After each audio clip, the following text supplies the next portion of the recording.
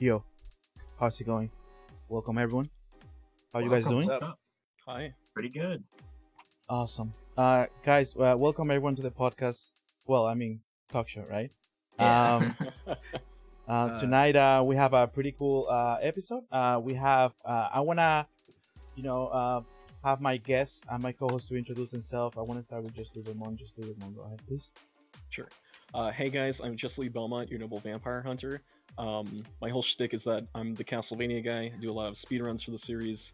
I have a deep appreciation of it. I love retro games. I'm a writer. Anything else I can think of to self-promote? No. And that's pretty much it. So yeah. Yeah. Sorry. Yeah. Don't even specify. Like, it's basically So if, whatever you want to say about whatever your knowledge in gaming, what you is a streamer, or when do you start streamer, or who's your favorite streamer, you can right say anything you want. Slifer, go ahead. The floor is yours. Yeah, I'm your boy Slifer. My shtick is definitely that I'm into competitive Pokemon. I do a lot of tournaments and ranked gameplay of that sort. Yeah, I've total classic video game nerd, huge into the FGC and fighting games. And yeah, my favorite streamer is probably twitch.tv/MannyBardo. Yep. Wait, let me yeah. I just got it. I just saw what's happening. Yep. So this is happening live, okay, guys? So give me a second, real quick. Yeah. I got your back. Okay, I missed one thing. Also, Overnerd goes by a different alias now. Yeah. So Overnerd, the floor is yours. Go ahead. I'm yeah. Despite what the overlay might say, my name is actually Overnerd. I'm a variety streamer here on Twitch. I've been doing this for like a couple years now. I play pretty much everything. A lot of times, like, you'll see me playing whatever's new, but a lot of times I'll fall back on the stuff that I just happen to like, which is a lot. You could nowadays, like, you could find me playing Sekiro, but let's see. There's not a whole lot to tell about me. I'm just a variety streamer, and I like playing games. Favorite streamer, probably, honestly, Maximilian Dude. I think I like that guy a lot. I love him. He's amazing. Mm. Nice. Okay, so I'm gonna tell Lee while I edit a little bit here, what the episode is gonna be about. So Lee, go ahead. Like, we have like 3 topics, right, tonight? Yeah, so the 3 main things we're going to be talking about, 2 of them are streaming related. We only have 1 thing related to game design this time, but the 3 things we're talking about why do so many people give up streaming. We're also talking about when live chat drives the stream, which is kind of a big thing once chat starts to become larger. And the last major thing we're talking about, this one's related to game design. We're going to be talking about toxicity in team games, and how we feel about that specifically. So, yeah, get ready for some spicy stuff. Yeah, it's gonna be very spicy. Hopefully it's not gonna be like too long. Like it has been before. But hopefully we can get some conversation going. I know there's like some talking points that are gonna be nice. I mean, I don't want to say they're too spicy, but I think there are good things to talk about in general. You know what I mean? I think I got the titles right now, right? Oh yeah. Yeah, titles look good. Looks like it. Oh yeah. Yeah. So you guys know how it is. It happens live. So thank you for letting us know.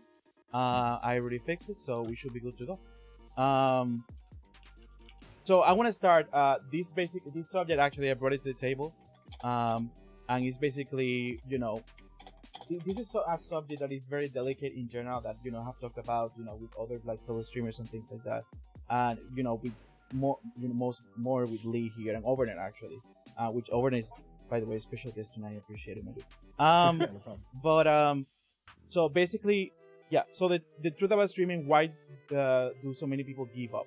Right, and usually bring like topics is like more like like conversation igniters, and I don't usually like to bring a question. Like that's not necessarily bad, but it's just more as a like I want to talk about in general what does it mean, right? I have my opening statement here, which is like once the reality of the streaming shows up, that you have to work hard and put effort, to start actually seeing some change. There's like hopes that can go down, and then the dream of like doing it can die. You know what I mean? And I believe that streaming needs to be respected at a certain level, treated in a certain level like as a job, right? Even though it can be a cool job, it's still something that you need to put, a certain amount of effort or production value, or, or like, I don't know, skills or whatever, like can be like charisma, or like being entertaining, or playing the right games, or, making decisions on how you interact with the community, having a right attitude, or things like that.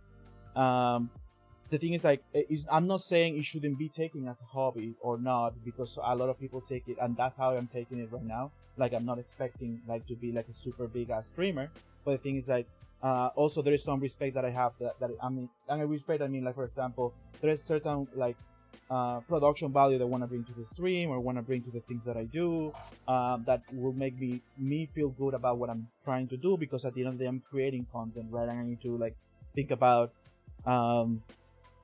like my personality. It's not about like building a persona or being fake or things like that. It's also knowing how to speak better, like not to swear. Like I have actually meme a lot about with Lee about swearing and things. But the thing is, like but the things also that depends on what approach you want to take. You want to make a family friendly thing, you want to ultimately get bigger, so you have sponsors. The thing is, like, we are not none of us famous, like, as far as I know, right? Yeah. But Unless because being affiliate obviously counts. this show is for smaller streamers, and we are all growing, but I believe we all have seen those pains and those I don't know, like things that get you bummed out. There are like different factors, I guess. I want to like hear about what everyone has experienced so far. Like, I want to start with Lee now.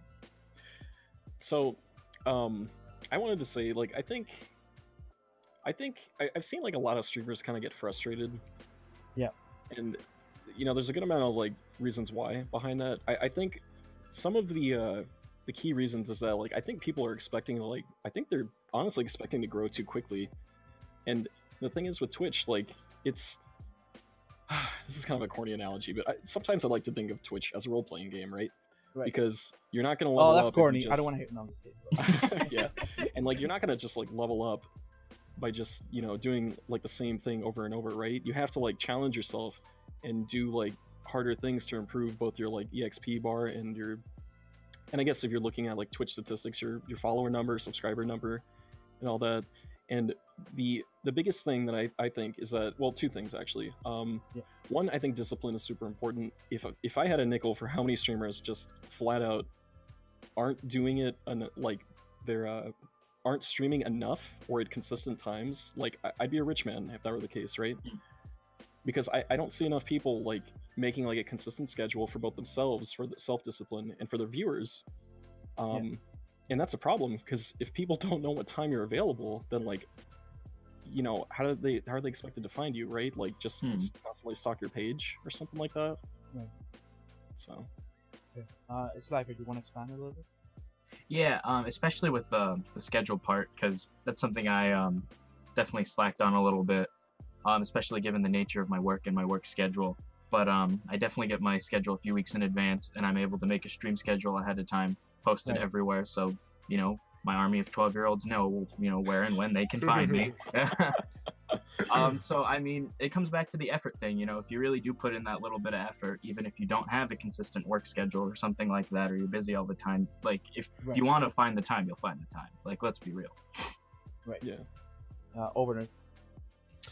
I guess what I wanted to add, because this is something that I've like, I think the subject of like streamers giving up or whatever really early on, it also it kind of like hits home, because this year specifically, and Mouse knows this, a lot of this, I have like toyed with it. I don't think even my viewers really know. I haven't really told them, but like I toyed with the idea of quitting streaming for a while, not because I was like, oh, this I'm not growing, I don't care, I don't like this, not because it was just more, it was more of a thing like, I love to play games, and I could do that offline very easily, so it was a matter of weighing in, because like, as you mentioned, like streaming, yeah, sure, it's a hobby. I do it for fun. I don't do it because it's profitable. I do it because it's because I enjoy doing it and I enjoy the people who stop by my stream. But it is work. You have to put in work, especially like I pride myself on production value. I'm my job, like my actual real life job, is essentially, when you boil it down, production, right? I have to make things look good. So that really translates to my stream. And if I don't feel like I'm doing a good enough job, then I feel like I shouldn't be doing the job at all. And a lot of times, if you don't, like, I think that could happen to a lot of streamers. This is not necessarily the case for everybody, because a lot of people will start with just like the bare bones, like I've got my webcam and I've got my stream and I don't care, that's fine. Or or console streamers who have like a limited tool set to stream off of the console will just go off of that. So it's not always a production issue, but it's more of a like okay, well I started streaming and nobody's really watching me, so I'll just go offline and just do my thing. And I remember that I used to be guilty of that when I first started streaming. I'd stream for half an hour and nobody would be there, so I'm like, I'm just gonna go offline and keep playing. It doesn't matter. And then I'd delete the VOD. But I think I don't want to drag on for like way too long, but going back to what I was saying about like me like toying with this idea of like just stopping streaming, and it's more because of the amount of work that it is. And I think that's the thing that will turn the most amount of people away, is the moment that they come on Twitch, they see their favorite streamers and they're like, dude, this is amazing, I love this, I want this, right? And then they'll try it out for a little while. They'll notice that they're not really getting viewers or getting the views that they want. They'll then go on to Reddit or something and see like, hey, so what can I do to grow? And then well, you got to do this and this and this and this and this and this and this. You got to be on top of it and you got to do it every day and you got to blah blah blah. They're like, oh well, no, I'll just maybe this is not for me. So like, I think that I think that is the amount of work that you need to put into it to grow is definitely something that scares a lot of people away. And not only new streamers, but people who have been doing this for years, such as myself, where it's not a matter of the numbers anymore for me. It's a matter of, I have a life, and is this worth the extra effort, to put into? So I think that it's just a matter of like, you have to realize that it is work. It is work, whether you're getting paid or not. Right. I think you bring a good point. I wanna mention two things about the. I think like everyone can do as much as they can, right? Let's say, for example, as you mentioned, like if you just have a PS4 and you're like, wow, I just really want to try. I have found actually people like streaming for PS4, like I understand they might not have a camera or things like that, or might be limited to the kind of like chat experience that PS4 provides and things like that. And I have seen them get a little bit of that, some viewers and things like that, which is I think like the things like I guess I remember one time saying like maybe you will need just the will to do it, because like as a factor, right? It's just one of the variables that if you have, for example, just a PS4 but you just really want to do it, you should actually by all means try it and do it. And the thing is like, I'm never gonna discourage someone from doing it, and I have actually encouraged a lot of people to try it, because the thing is like, you never know.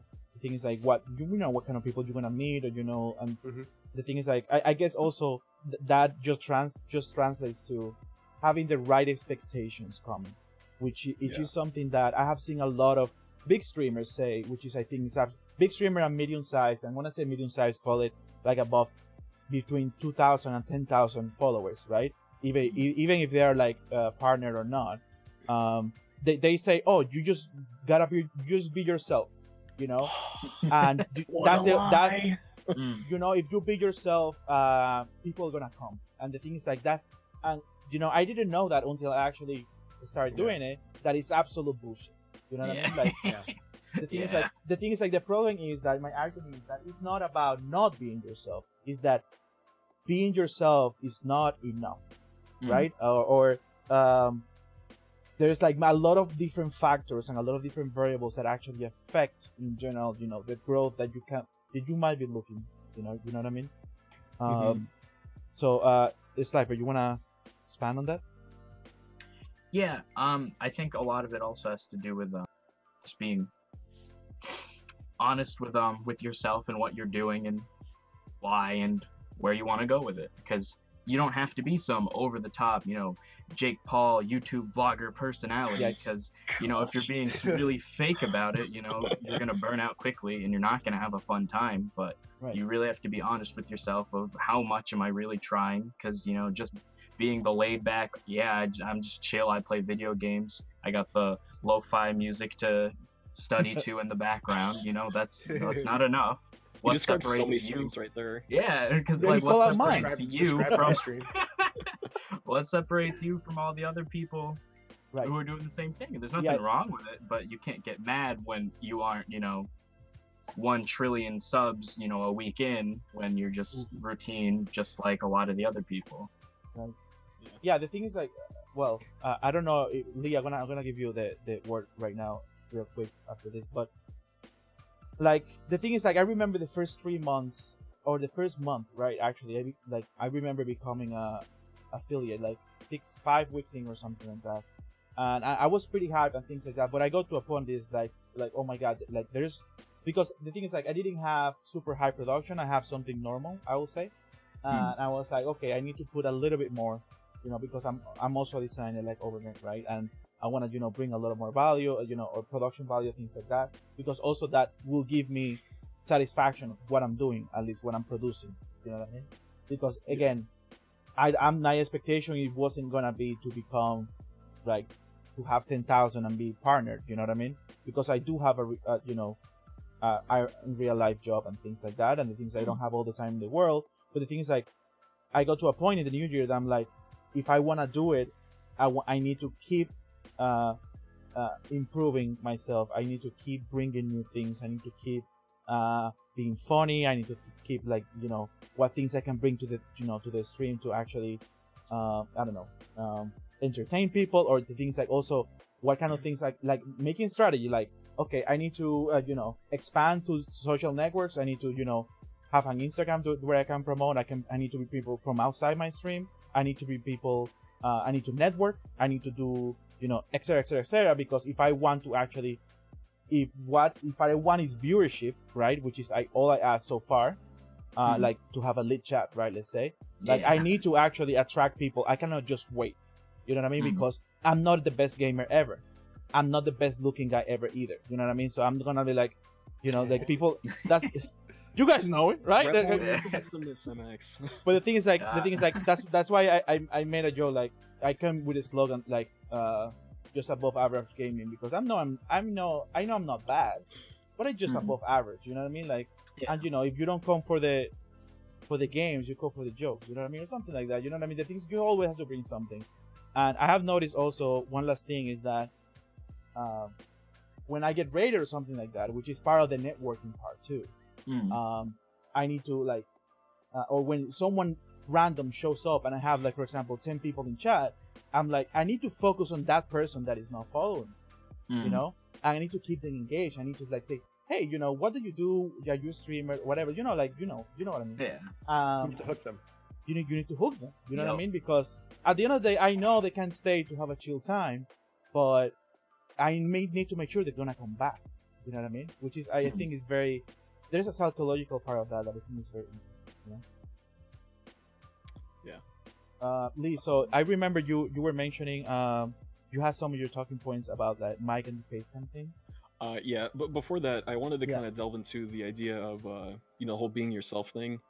I agree with you. I think a lot of like the higher tier streamers kind of get that wrong. I think, I don't know if it's implied by this, but like I feel like the best way to like go about it is to kind of be like a little bit more of yourself, so to speak, as in like be a bit more not transparent, but like kind of up it a bit, just for the sake of entertainment value, right? Because like I'm a pretty chill person, but like I tend to get a little analytical for things that I really, really don't like in games, and I try to explain my reasoning why. So normally I keep that to myself, but like in that kind of example, I would recommend people to kind of like not exaggerate your personality, but like kind of like just like tone it up a little bit for the sake of entertainment. Right?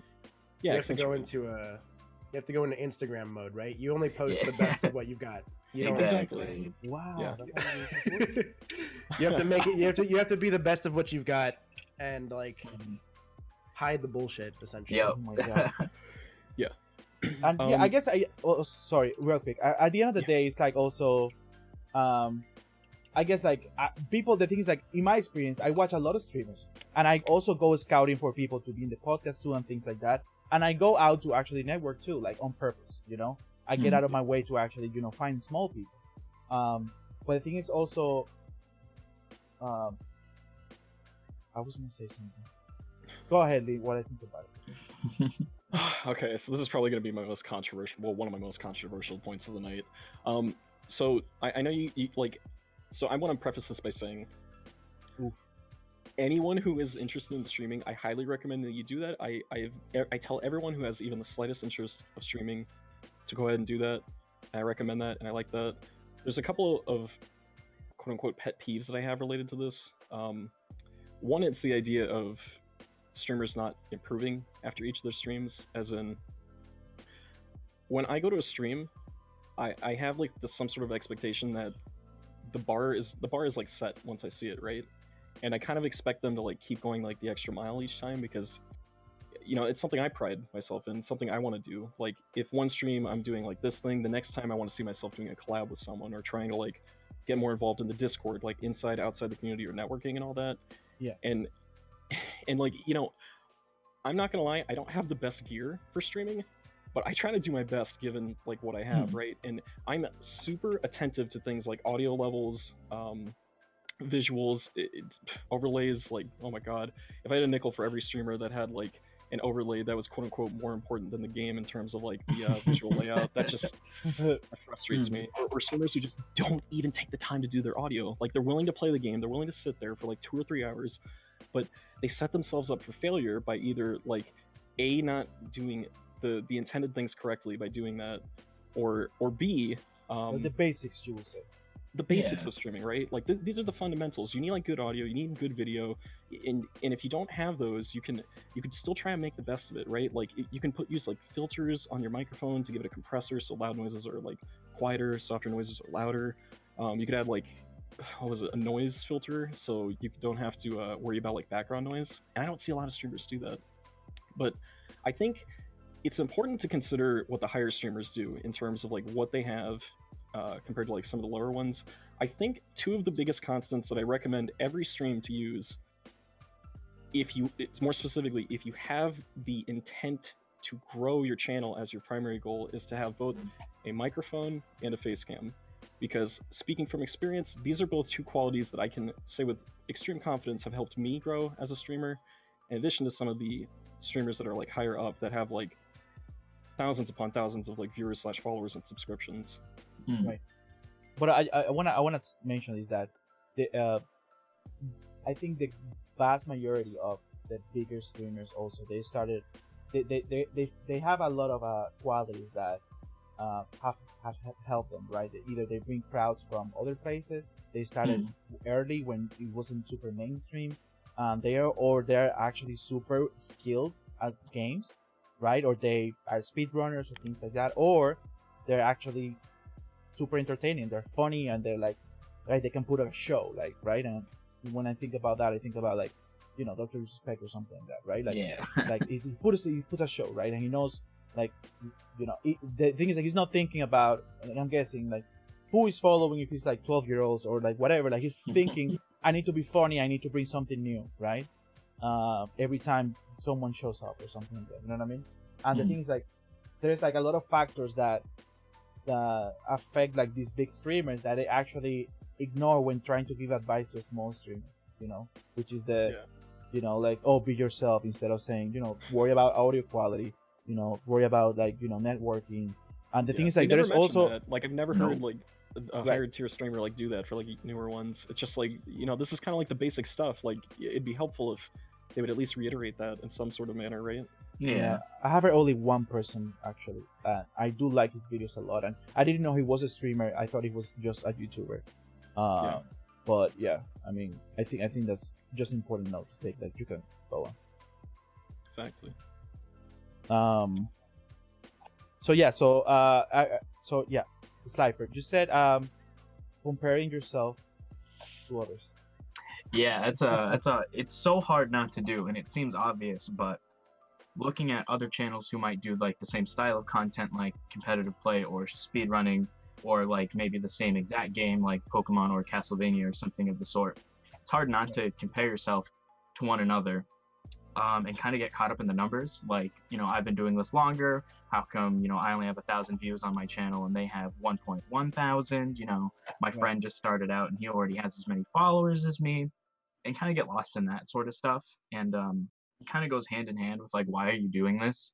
Because streaming is a lot more, in my opinion at least, a lot more about the journey than the destination. Like, you're gonna meet lots of friends, you're gonna have fun times, work on a community, you'll meet other people. There's so many plus sides to streaming and things to enjoy. There's not really a reason to kind of, you know, focus on all these negatives. And that kind of goes for all aspects of life, but like, especially for something like this that's really tedious and, you know, honestly, like, it is a job, it's hard work. Right. Yeah. It's fun, but it's hard. Yeah. But you know, it's a ton of time and a ton of work. I want to like expand on the it is all about knowing what you're trying to get out of streaming. It's because I understand how easy it is. I've never really been a person though to go around on Twitch, and it might actually be because I have a slightly more negative view on things in general. I know that makes me sound like really pessimistic. It's not. I want to say more realistic, not negative. Realistic. I have a more like realistic view on things. So like I go around on cynical Twitch, too, and right? Yeah, I guess. You know, I'll go around on Twitch and I'll see not necessarily friends of mine, but people that I watch or that I look up to. Right. I mean, I don't like really naming names and stuff, but like I already mentioned, like Maximilian dude is my favorite streamer, right? I look at that stream and I'm like, and I'm not comparable, right? But I look at that and I'm like, this is the stream that 5 years from now I want to be doing. Right. This is the kind of content that I like, the kind of, because a lot of his friends remind me a lot of my friends. His content, his sense of humor reminds me a lot of my sense of humor. His view on games reminds me a lot, and I'm gonna stop talking about it because it feels really weird. But like, but basically, what I'm saying is, I've gone to another streamer's channel and felt like this. I feel a connection to this person that it like makes me wonder. I see a lot of similarities in personality and taste. So like, what could I almost acquire from this and assimilate? And then if you watch my stream, it's not that it doesn't feel like I'm trying to copy anybody. I wouldn't think. it's kind of just being myself. As much as they tell you like, that's what you have to do, and I understand that being myself will not actually get me the growth that I'm looking for. But I think you set your expectations very realistically. Anyways. That's what I'm saying. Right? Circling back around before like I trail off too far is my expectations are very realistic, right? So I kind of like, me personally as a streamer, I think it's very important to simply, the very few people that I will attract to my stream, that and the very few people that stay, I want them to be the kinds of people that like I want them to be good people, essentially, like people that are fun to talk to, because as much as streaming is for the viewer, streaming is also for the streamer. I stream for, like, first and foremost for myself, because I enjoy it, and because I enjoy the people that I have gotten. All the people that this week I'm going to PAX East, and everybody who's like, there's 4 people flying out and staying at my place, and they're all people I met on Twitch, and I live with my girlfriend who I met on Twitch, and like it's for me, it's all about the people, and I don't care about how many I meet. It's just more about like the quality of people that I meet. And I think that's like, for me, just kind of like fixating on one thing that you really like, and it's not necessarily like a number or like a dollar sign or anything like that. It's just kind of like really important. Yeah. Anyways. I think I used to be super obsessed about how many followers I had. I'm not even like 150 or 200 in, but I'm talking about right. Like I let me see. I think it's 123 or something. The thing is, like, when I remember when I was at around 80, I faced how do you call it, a plateau that I'm like, wow, I haven't gotten a follower in like 3 weeks. There's something that is happening. You know what I mean? And that's when I came in with the podcast and all that, you know what I mean? I need to, machinate, like in my mind, like there's something I need to do. The thing is, like, I also see it, even though my reasons that I started streaming were like a couple, like 2 things that I didn't know I could just use a single computer to stream, like in high quality, right? Because I obviously want something to look at my games to look dope, but I don't want to, I want like 720p or something like that. And I also started streaming because of the Game Boy stuff. But I don't know, like I think that for me it was more when I see these problems, for me it's also fascinating because it's problems that I need to solve, and I consider myself a problem solver in real life. That's what I do in my job, right? Designing. And I think like this is a problem that I have, right? Like let's say growth or engaging with people, making sure someone follows or things like that. And for me that's the way I see it. It's like what I'm gonna do to actually overcome this and then find the next problem. You know what I mean? I remember the first problem that I had, I was like, oh my god, I don't know what tripod I'm gonna get if I want to have my camera where I have it. You know what I mean? Like, and I was doing research about tripods for like 3-4 days straight. Like my wife was going crazy. Like, what are you talking about? You know what I mean? I was like, but if I spend $40 on this tube instead of $100 on this tripod, like I was like, for me it's like I'm over obsessive about those things. Like, I like finding those kind of like seeing that's an opportunity, right? Like of things to solve, right? Besides like, obviously I guess that's the fun part too. Like, oh, if I have an idea, like I do the thing of like, welcome to my TED Talk or something. I don't know if you have seen it. That I literally took a picture, right, of Tech Talk and I cropped around my face and I just put myself in the back. I love that. And the thing is like, the thing is like for me, that's like, I just wanted to do something with Tech Talks. I'm like, what I'm gonna do, and just okay, this is gonna be fun, like at least I'm getting the funny part. But the thing is like, besides from that, is like, again, exactly what we're doing now is for me is just like networking and like finding new streamers and things like that. That's super dope because I'm an active, stream Twitch user. You know what I mean too. Like when I'm doing everything, I have Twitch open. You know what I mean? But Can I add a funny story? Just because you were talking about like obsessing over a tripod and stuff, and it's like it's funny how that works when like, because like I said, I've been doing this for a while now. This is not, I didn't start streaming last month or whatever. But yes, last night I was watching. There was a recommended video. It was actually posted by NVIDIA, and I was gonna send it to you, MX. It was posted by NVIDIA, and it's a video introducing their new NVENC encoder for the new version of OBS. Right? It's from like a week ago or 2 weeks ago, whatever. Whenever the update happened, and I've been using that encoder for streaming, whatever. And this video gave a couple like tips. Like, hey, here's a couple of settings in OBS that like you might want to check out or tweak for the best quality. And I this was like 4:30 in the morning. I was like watching the video on my phone, and I got out of bed. Now I went to my computer. I'm like, okay, let's see what I've got here. Like my stream quality's fine, dude. Right. Like it's not bad. And I got out of bed at 4:30 in the morning to make sure that each and every one of these settings was identical. And then I like opened up Sekiro and I started like playing half an hour to like do a recording and make sure that it was just a funny story because you were talking about obsessing over a tripod. I'm like, yeah, no, I catch myself doing this stupid shit all the time. That I'm like pushing pixels, like squeezing pixels out of my computer that I didn't know I had. Like I'm still thinking. I still think, oh my god, I can have that maybe a double screen, like a double PC for streaming, and I can buy this and buy that. You know what I mean? Like I'm actually thinking that the money that I make from Game Boys, I just gonna use it for the stream instead of just putting back in Game Boys, which is stupid, right? I'm like, I remember the conversation. Money, I remember the conversation with you, MX, the day you were considering starting to stream or whatever you were asking me about it or something like that. And I remember the day you were like, wait, you use a single PC to stream? I was mind blown. I was like, yeah, dude, I don't have 2 PCs. I just got 1 PC. You're like, wait, you can do that? And I was like, yeah. And then from there was like a fucking landslide. Yeah, mind blowing. Like, I think 5 minutes after I ordered a camera, I was like, I'm gonna get a camera right now. You know? Yeah, I was like, no, dude, I've only got 1 PC. Yeah. Lee, I remember you mentioned the being entertaining is key, which I absolutely agree. At the end of the day, the thing is like, I think it's very subjective, right? Like, a lot of people consider, obviously some people follow different people, obviously, because, they just have different likes, right? And they want a different kind of vibe or mood or whatever. Like, but the thing is like that entertainment factor, is key. Like, what do you think about that? See, here's the thing about being entertaining, right? I think I think one thing every streamer should strive to do, and this isn't even that hard, you need to talk. You need to not just sit there and not say anything, because I've been to so many streams and it's just like someone's playing like Overwatch or something. They're just staring at the game like, it's like they're not talking. Like, I get it that like the game is hard, there's a lot of concentration, but if you don't talk, I don't understand like what is the point of like watching this, right? Am I here for the gameplay?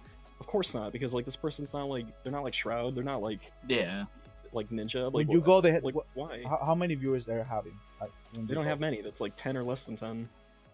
And not it's bad, just like, though, you know, for not talking. That's not yeah, bad though. I guess. But like half the time I'm just like, you know, I want you to do better. Like, is it really that hard to like talk for a stream? I think if you Go ahead. Oh no, I was gonna say I think that if you can't talk to yourself, then that's the number one thing you should fix first as a new streamer. I know that on every list of like top 10 tips for new streamers, whatever, you're always gonna see like talk to yourself or whatever. And I mean, I think it was one of the things that was the most difficult thing for me starting off as a streamer, because I was like, I don't know what the fuck to talk to myself about. But like, I think that now that's actually one of the few things that I've gotten really good at. And like, I mean, my numbers lately have not been, I haven't been super consistent in the last like 6 months, because a lot of life happened. But like, I think that you can, I think that like one thing that you should always do, right? And I think that I've gotten really like much better at this, is like, I can be sitting there, like today I streamed Sekiro for a few hours, and I think for the majority of the stream there was nobody there. Not for the majority, like the first half of stream there was nobody there, but like I always start stream talking to like 100 fucking people. I hide the number. Don't even look at the viewer number. I don't look at the viewer number anymore. Agreed. Pretend that you're talking to literally everyone on Twitch. You know, I always like, you start stream, you just fucking, you talk to like everyone. Like, I start stream and I tell people, you know, whatever it was that I was thinking about before stream. I tell them a little bit about like whatever it was I was fucking around with, you know, for stream and all that stuff, and plans for later in the week, what I'm going to be doing with stream. And then later, when everybody comes back, I repeat it.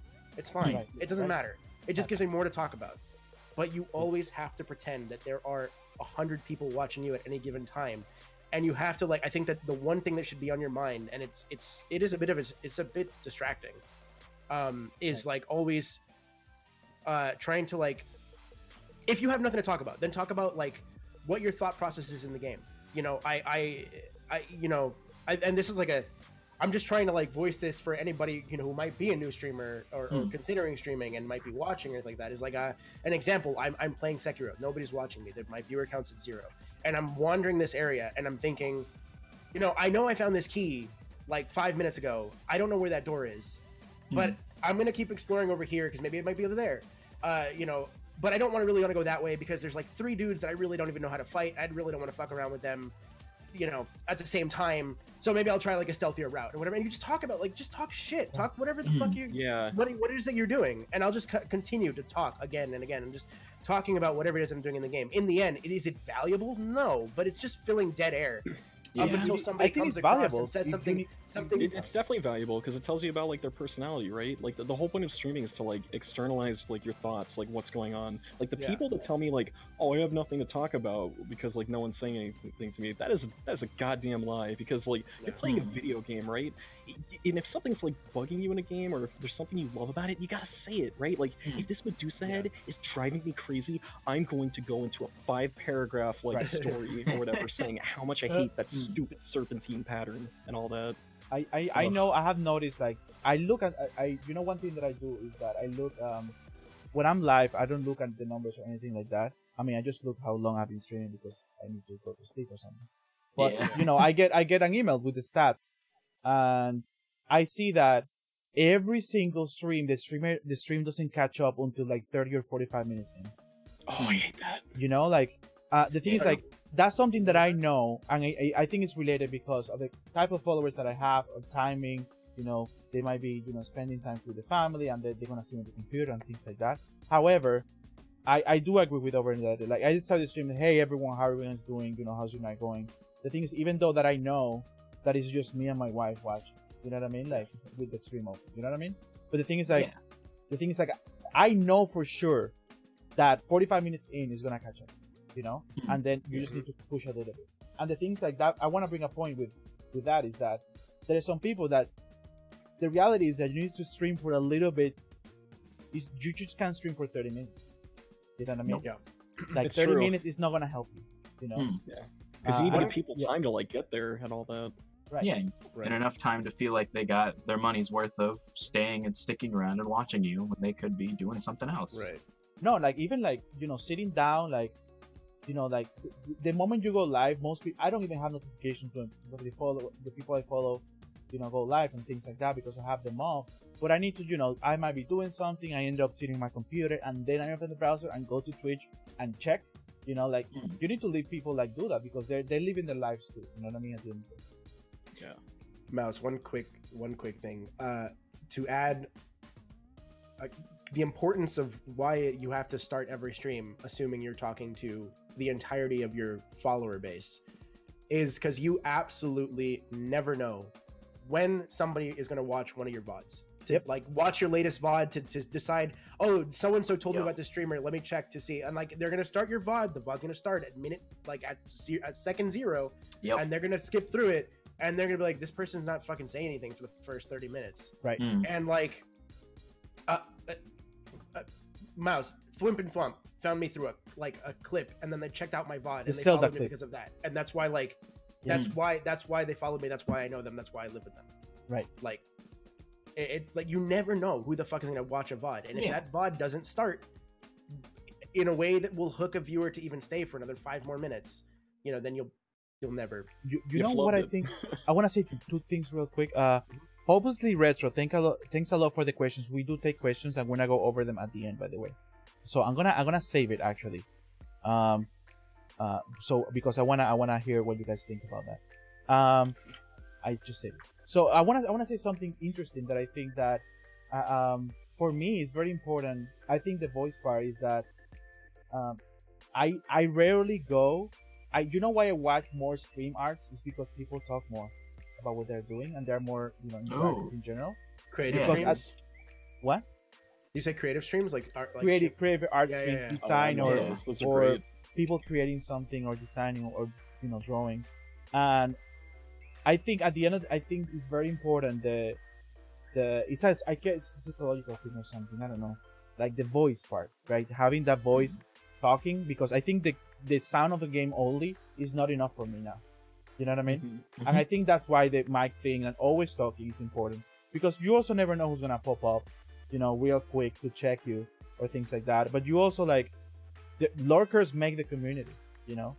And I'm a big lurker That's what too, they and I go to hear people talk, and even though I'm not paying attention, even though having super low 10% sound, I have it in the background. It's like having TV. You don't have TV with the sound of wind. You have TV, a TV show, because people are talking, and it's something about it like soothing. I don't know, and that's why I think. Yes. Once you're done with that, related to that. Yeah, and that's why I actually think that the audio part is super important too, because if they're like fucking static or sound in the background or like noises, I automatically leave. And that's Same. the first thing that I read when I was starting streaming.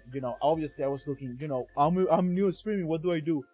Like I read a lot of stories on our Twitch too, like of people like saying audio is the most important thing that we can have. 100%. And that's why I worry so much in the beginning to have. I don't think it's perfect yet, but I do think it's like one of the most important things. It is definitely the most important. Yeah. Yeah, I wanted to like bounce off of that and say that it's interesting that you bring up like how you're like listening to it in the background for like certain streams, and it's funny because I actually mentioned like something just like this on my stream earlier today. One thing I like to tell myself is that like a good stream should ideally be like a good podcast, in that if the streamer is able to accurately describe everything they're doing without having to look at the screen, I think that's a quality of a successful streamer on the audio aspect of theirs. Because like you do have to consider the lurkers, and you have to consider people who are just going to listen, right? It can't just be like 100% video or 100% like of anything, right? Like, but good audio is definitely something to strive for. I remember one time, I think Overner, you told me that it was Summit. And maybe you can tell this story better than mine, but you remember that you told me that you were watching Summit, and there is like this kid that showed up that he was actually blind, right? And he said something I about this. I think yeah. Go ahead. No, I think it was the kid. Like somebody started was- describing everything he was doing when he noticed the kid was blind. No, it was. You know? I don't know if it was a blind kid. I don't remember. I don't remember. The kid was disabled. I don't remember. Blind Yeah. doesn't ring a bell, so I'm not sure. I'm not going to say 100% for sure that it was that. The kid was disabled in some way, shape, or form. I don't remember what it was, but I do remember that previously, I think he was playing maybe like PUBG or something. And as soon as he found out that I think it was somebody who's like younger sibling or something was sitting, and then somebody subbed and was like, hey, my younger sibling loves listening to your stream, but he doesn't like really like I think he is blind, maybe he was blind, he's blind, so he can't really like enjoy anything. And so all of a sudden, without like really acknowledging the fact, like saying like, oh, without really acknowledging the fact that the kid was disabled, switched his play style entirely to like his stream style, not his play style, his stream style to start to narrate absolutely everything he was doing and why he was doing it and what the decision was and why he made that decision. And all of a sudden it provided this like this insight into the mind of this streamer who is very good at what he was playing, right? He was I think it was CSGO or something. I really think it was PUBG. PUBG? Okay. I really think, and he was definitely one of those people that you watch PUBG, for entertainment value, but also because he was very good at the game. Yeah. Right. So it was this amazing moment where you got to see this insight into somebody's brain that is very good at this game and why they were making these split-second decisions and why they decided this was the best course of action. And also this without skipping a beat, and because he was just reading off his own thoughts. He wasn't like saying, he wasn't coming up with anything. He was just, this is what's in my head right now. While also like showing that like a concern and a level of like care for your viewer base that was unheard of to me at that point, because I had never seen anybody who'd done that. And I thought that was like, wow, that was an excellent example of why this person in specific deserves to be where they are. Right, because I see a lot of other streamers who sometimes you'll watch a big streamer and wonder, how the fuck did this person like, how did they get famous? It's happened too many times. Because I'm the majority of Twitch, I'm not afraid to say it. Like, I'm sure people come to my stream and be like, what the fuck, and then just go to the next stream. The same way that I go to like 90% of big streamers, I'm like, man, what? No, and it's just like I thought that was like an amazing moment where it was like, dude, yeah, like, if you didn't have my respect before, you definitely have it now. Right. Yeah. I think that I always remember that as something that, like the thing is like I think like normally, the way would you react is like you make a comment about it or something, right? And you just keep going what you're doing. You know what I mean? And the thing is, I think that's a good quality of like like the thing is like he was still providing content that was important and entertaining, even though he was. Like he saw the situation and he said, "Oh wow, like maybe like as a person you're like, I never think about these things normally, and that situation hit me right there, and I'm gonna act on it right there without actually saying anything." You know what I mean? Like, which is what I think. I always remember that as something amazing. I mean, hearts and minds, dude. You fucking win them over. Yeah. Right. Yeah. No, it's fine. Yeah. It's also like one of the coolest parts about streaming, honestly. At least for me. Taking streaming a game primarily that I take seriously on a competitive level, and I compete in tournaments, albeit not very well or successfully, but compete in tournaments, and I find it pretty easy to talk about it since I'm so passionate. My thought process, what I think I'm going to do, what my opponent's going to do, and really how I'm maneuvering around them and their series of plays, what I value, the early game rather than the mid game, and then how I want to close out the late game, kind of my thought process around that. And it makes for entertainment in the sense of you get to avoid dead air, and maybe if chat's like unusually extra poppin', you can talk about something else, and I'm just kind of clicking along and just playing as we're busy talking about something else. But I do find it I take a lot of passion, especially as someone trying to improve, really going over and taking my time on like, this is why I'm doing this. I really think that this late game is going to be really key, so I need like 26% chip on this Pokemon to try to really push for this kind of late game and that sort of things in a competitive aspect. Yeah, I wanna move to the other topic, but I wanna to close. I wanna do something. I wanna go over everyone and hear what you think.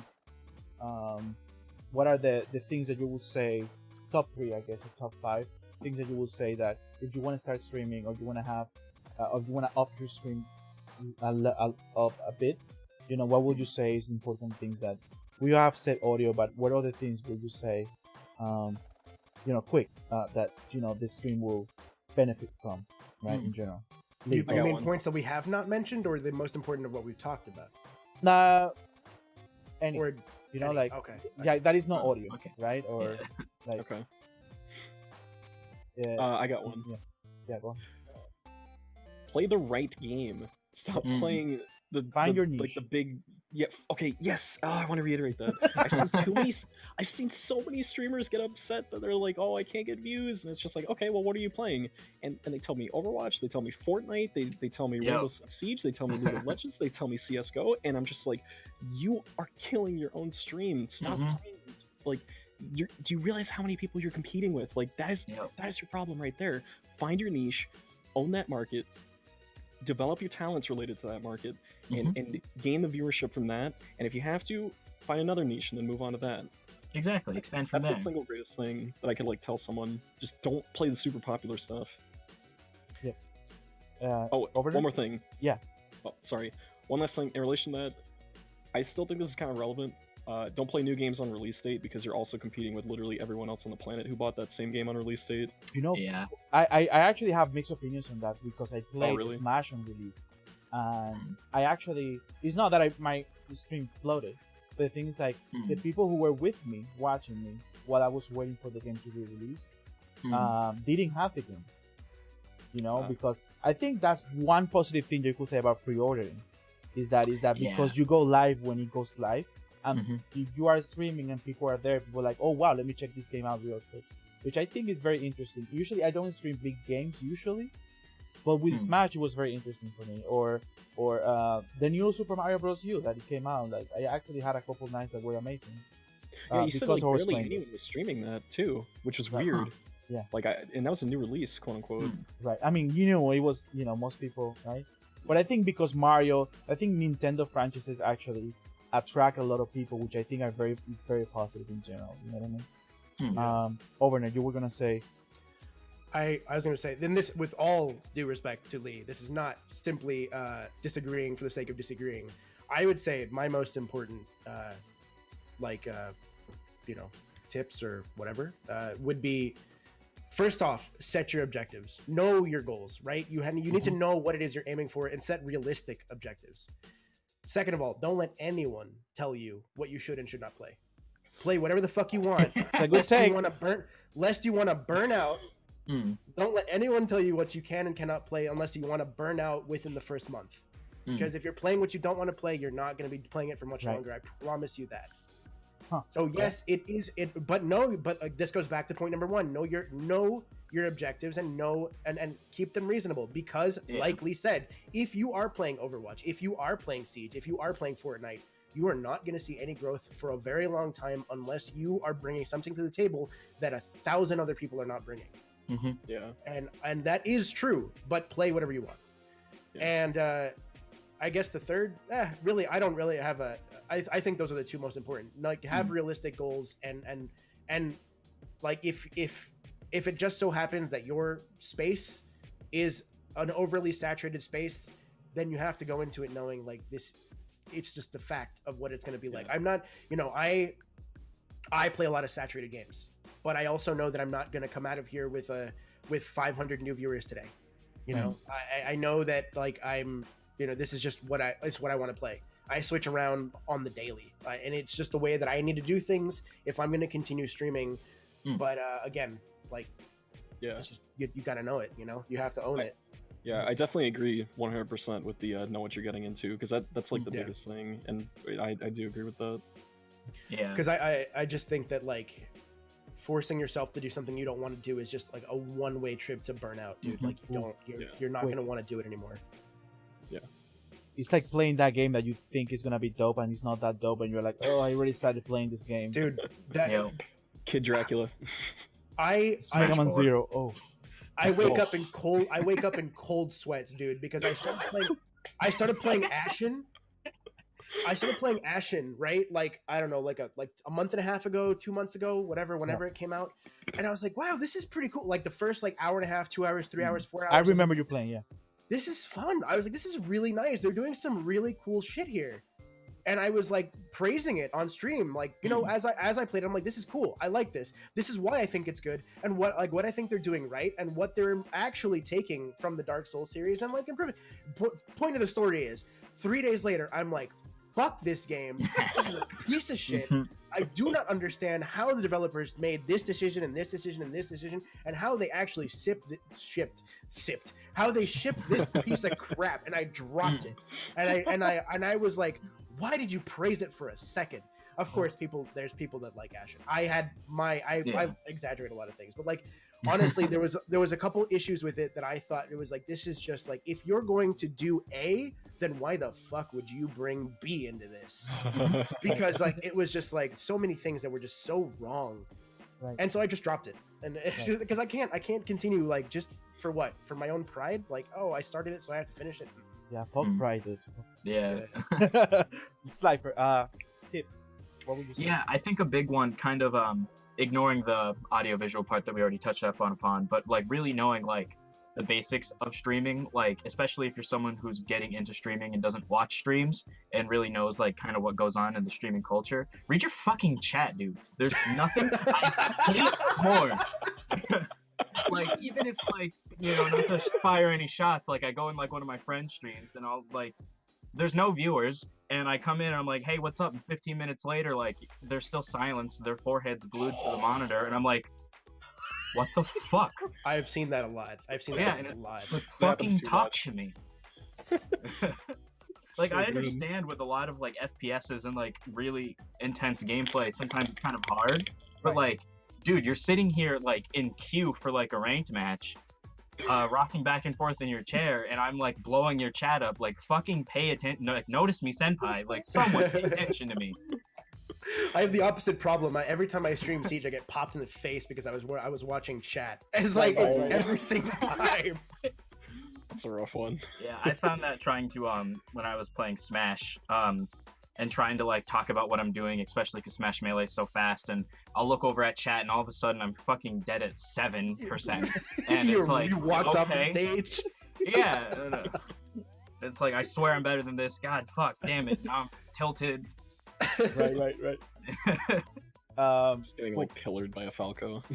Yeah, fuck. Oh, that already makes me so angry. I hate that character, dude. Okay, that's cool. Okay, so close it. I have a small list here, to move to the other topic, right? In the sake of moving on. Find your niche. I think it's very important. It happened to me. I think it has, it has given like, how do you call it? Fruits. How do you call it? Fruits of your labor? Yes, or something like that. I don't know. Yeah. English, man. Like it pays off. It has. I have noticed the difference. Yeah. Now that I find it. But the thing is, like, again, if one day you're like, fucking, I'm gonna stream Warframe, go for it. Because that's what you want to play and you want to stream, go for it. Like, I think that's super valid and I think that's fine too. Again, as you guys said, just own it. Yeah, right. Having a consistent time, right? Letting people know what time you're gonna show up. If it's even once a week, like there's a streamer that I watch. There's twice a week, only 3 hours a week, 3 hours per stream, and it's always in this exact time, like from beginning to end, always. And I'm like, that consistency, I respect it and I love it, because even like there's another one every Friday, like for 2 hours. I know it's gonna happen. You know what I mean? Like. That kind of consistency, I think it brings a lot, because people at least know. Obviously, there are some numbers of what is like the sweet spot, if you want to grow and things like that. But the thing is, like, I think consistency is key. Get comfortable. The other one is get comfortable and set realistic expectation of what you bring to the table. You know what I mean? Like, I think getting comfortable is part of, like, I don't want to say just being yourself. Is that tune it up a little bit, accentuate your personality, because I think people relating to you is what is important to. Like, it actually makes a big difference. You over sharing also, it makes a difference. and things like that. Yeah. You know what I mean? And being honest, right? And being like, you know what, I hate this. Like, have your opinions. Having an opinion is very important, because if you don't have an opinion, you are just someone that it doesn't matter. Like, I don't care. You know what I mean? Even that opinion, like, is good or bad or whatever, like, make an opinion. And I think that's good for real life too. Like, you don't want to always say, oh, I agree with this person, but why? You know what I mean? And the last thing, I hate going to streamers that are new and they have 0 followers, 0 viewers, because they're not even monitoring their stream. Like, if they're on PC or something, like, if they're on PS4 and things like that, they need to have, for me, at least 1 viewer. You know what I mean? Because I know they're in the dashboard monitoring how audio is sounding, how the stream is looking, what chat is, what's happening in chat and things like that. You know what I mean? Like, it's so easy just to go to dashboard and check it, just to check your stats and things like that. And I think that's very important if you care about it. You know what I mean? The amount of new streamers who will go on Reddit and post like, I can't believe I just streamed 3 hours and it was like a black screen. Right. Like, did you not? Right, you check the dashboard. Even if you check it in the beginning. I don't feel sorry for you at all. Yeah. If your computer can handle it, I understand it. Just check it in the beginning or something. Check it from your phone. Hey, how is this looking? Let me see. Can I hear the audio? Even if you spend the first 10 minutes, taking care of that. I know there are some people who come and say, I want the perfect stream. If you don't have it, I'm gonna leave. Fuck it. That's fine. But the thing is, check it. Check how it is. Check the audio levels. Check, if it looks HD or whatever. If it looks good to you and things like that. You know what I mean? So always test it. I'm not even gonna bring something new don't worry about, like, I worry about every week about something new, like always thinking about that stuff, but I don't think it's a requirement or it's not necessary. Again, there's a lot of variables in general that affect with timing, with the games that people play, with personality and charisma and things like that. But I think I think we can all agree that audio and setting expectations, being realistic, is the most important thing. You know what I mean? Yeah. Yeah. I was gonna say, plus, like, bringing something to the table also has to do with your own goals. What are you trying to do right now? Right. Like, if you want to stream for your family, that's fine too. Extra wholesome. Yep. Yeah. Okay, so okay. We arrive at topic number 2. This topic is brought by Slifer, and I want Slifer to say what the topic is about, and what's your opening statement or your opinion about it. Go ahead. Yeah, so the topic is about stream interaction and how much stream has influence over your live stream, like while you're playing, right? So my opening statement is, it's no secret that community interaction and chat interaction is a fundamental part of live streaming, but at what point are you no longer in control of your own stream? If there's a style of play, objective, a side quest, whatever, that you just aren't into, should you allow the live stream to pressure you into doing it? Sometimes just this once, every once in a while, every time, etc. Right. Do you have an example that you can come up with that reminds you of this situation that you have seen, like what you have done or not? Yeah, definitely. Because, like, I'll be playing sometimes. My goal will just be, like, I have a new team to load up. I'm just going to play ranked matches. I'm going to get as many, I'm going to keep trying to raise my elo, climb the leaderboards, and, just improve. And then someone's just like, hey, man, I really want to play. And it's like, not really doing viewer battles right now, which, I do often, but, like, I guess I can take a break for a second right now and then do it. But then, what if they wanted 2 out of 3, or, other people want to play now, and kind of taking into consideration the snowball effect it could have, or just the fact that, maybe I just don't want to play viewer battles right now. Right. Lee, you want to expand? You see, it's really neat to, like, kind of think about that, because, like, I really do like the idea of, like, incorporating chat for, like, decision making. And in addition to decision making, also, like, viewer battles, because, like, I don't really stream fighting games too often, but it's one of the things I love to do, and any opportunity that I get to, like, fight against viewers is pretty cool. So I like that. I don't think I've really come into this situation where I wanted to do ranked and someone else wanted to play. If anything, like, I find it more important to do like the latter, just because it's like, this is probably better than ranked anyway, because I get to, like, do repeated matches. Yeah. But going back to, like, the idea of, like, chat kind of overtaking, like, the decision making process, I think it's kind of neat. Ultimately, I feel like the streamer should have, like, their own choice, but I guess kind of looking at Twitch, it's an interactive medium, right? And ideally you want to make your audience happy. And it's kind of cool because there was this one game I played called Lisa the Painful, and there was actually a part where I flat out asked, like, hey guys, are there any party members like you want me to have in my party? And it's like, yo, I'm down to do that, because like not only would it get me out of my comfort zone, but it would also make the viewers really happy to like see as well. However, I want to say that that wasn't your first playthrough. That's true. That was my second one. I think But I that's was doing it on a important, harder too. difficulty. Right, fair enough. I mean, it was pain difficulty, right? Yeah, it's hard. But I think wouldn't you agree that actually that decision, that asking chat, it was just because the nature of, well, I have played this game before, so I can actually handle it if whatever you guys end up choosing. No? That's a good point. Yeah, I mean, I guess my familiarity with it probably led to me feeling even more comfortable about doing that. And I can't really comment on whether I would do it for a first playthrough for that game, because I didn't have that luxury, and I'm not going to say, oh, I would have done it in my first one, because that would be like disingenuous, right? So, Overnight, what do you think? I mean, in my own experience, I personally don't let. I want to say I don't let chat influence what I'm going to do if it's something I don't want to do in that moment. And when I say that, it's not that, like, I think it's a very, very social aspect of streaming. It's how well you can handle it, how well you can turn a viewer down without offending them or making them want to leave. And I want to say, like, in my personal experience, I've never turned someone down or like flat out said no to someone and then had them never come back to stream. It's a matter of how well you can handle it socially. An example would be like I play a lot of competitive games in a squad with my friends, or even just a squad game in general, like Siege or the Division or whatever.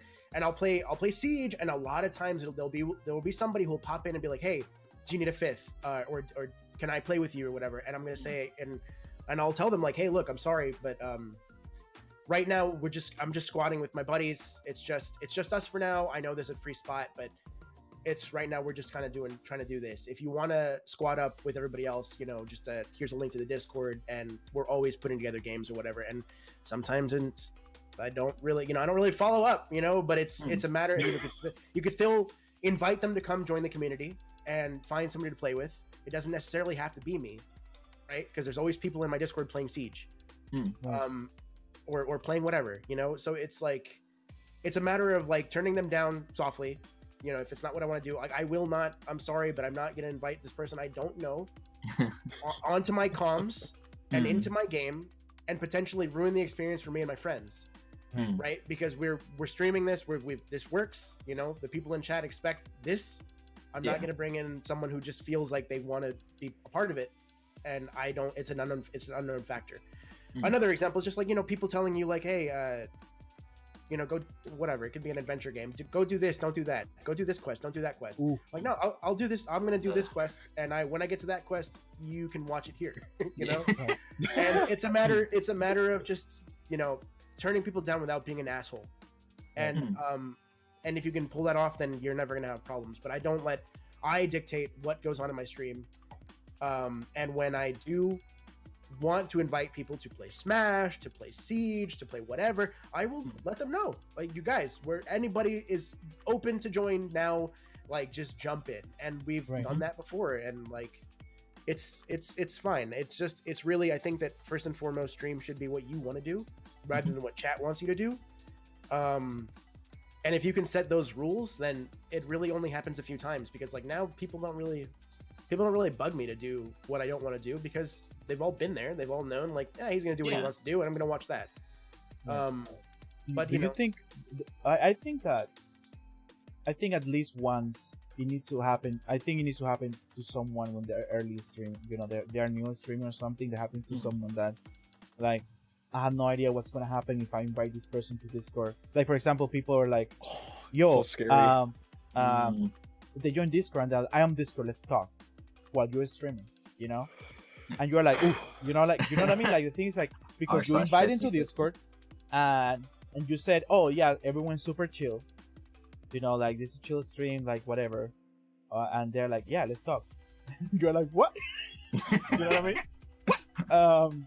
Or like, for example, yeah, like, I guess, like, I'll say like setting expectations, like you know, Mm. I guess like people getting to know you, like, and if you have, for example, your regulars and someone new shows up and it's like, you know, saying something that they want to join or do whatever. Sometimes I've seen chats say, "Oh no, they, you know, he does this thing."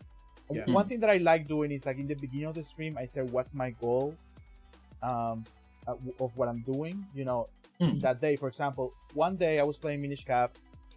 So two different occasions, right? I was playing Minish Cap, I think a couple weeks ago, last week, and I said, okay, in this first one of the stream, I was like, okay, I want to find out new things. I want to explore here. I'm gonna do some errands in the game. I want to like explore. But once I knew all that, the other stream, I was like, okay, I'm taking tips on where to go, what to do, where to get a piece of heart. I'm fine. You know what I mean? Like, I'm fine with that. And I think like setting that up, like knowing exactly what you want for the run or things like that. Like, for example, in Saturday I was doing Julius 100% map, but it changed to all bosses because you need to go to the whole map to get all bosses anyway, because you didn't get anything out of the map or something. And I think that someone made a comment about that, and I was like, oh yeah, let's do that instead, you know. And the thing is, like, I think it just depends on the game, right? Sometimes I'm like, I like to bring the example when I was playing Symphony of the Night, that someone was telling me that to get why I didn't have the Hadouken, I needed to get it, stop doing everything that I was doing because it was investing in the game. Like, I don't care, you know what I mean? I just want to kill some like vampires, dude. Like, I just want to flash some people with my sword. Like, I don't want to go get a Hadouken right now. You know what I mean? But for example, when I did Mega Man X, I was like, I think Lee, you were there. Like, I was like, you know what? I want to get everything. I want to do a 100% run. What do I need to do? You know, where are the things that I'm missing? How do I get the Hadouken and things like that? But after I got it, was like, oh wow, I want to experiment like in bosses. Like, if I can kill them, you can actually use it on Sigma, like, you know, and the dog and things like that, which I didn't know. I never got it. I got it like then, and I think that it's like telling the viewers like, this is what I want to do. You know, I think it's super fair. I would say. Right. Yeah. Sometimes it's like it's always like just setting your. I think that like letting people know what your goals are and your objectives are for that stream. Letting people know like when you start up, like, hey, today I'm going to be doing this, and I'm going to be, you know, so and so are going to be joining me, and we're just going to do that for a while, and then maybe later we'll do this and that. I think that's really important. And then when people try to like dictate what you're going to do, I think that it's just a matter.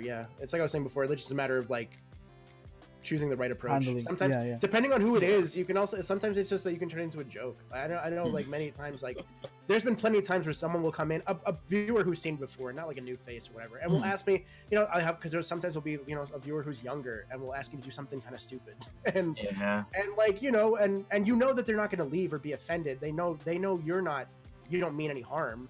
I don't remember, somebody asked me to do something really dumb, and I was like, well, I can tell you exactly what I'm not gonna do. Straight up sassafras. And like the kid, he was like just laughing or whatever. It's like he didn't leave, he didn't feel offended, he wasn't like hurt. It was just everybody in chat got a laugh, he got a laugh, and I was like, okay, well, whatever. It's just a matter of like, you know, you don't have to be dictated by chat, and you can just do whatever you want as long as you handle it properly. I think I remember the other day I was watching this guy that I started watching. I have mentioned him before. Hey Jesus, Here's Toes or something. Here's Toes. Yeah, he was streaming Sekiro, and he was fighting some guy. I don't know the name of the boss. Like, I try not to watch a lot of the game, but I still watch it. He was fighting some guy, and the guy mentioned, "Did you notice you can go through the ceiling to actually do a surprise attack?" And he said, "If you tell me, like, please don't tell me what to do, because if you tell me, I'm not gonna do it that way. I'm gonna try to defeat it now my own way, because you just told me that." You know, I think it's about the spoiler, maybe a spoiler approach, or like blind playthrough thing too, like in those kind of games, I guess. You know. Go ahead, Overnight. Well, by any chance was this? No, because that sounds like super. I didn't watch that. I don't watch that exact moment. But is that was that Peeve? What, the enemy? I don't know. No, the streamer. No, Jesus Hears Toes. There's that guy. I just runner.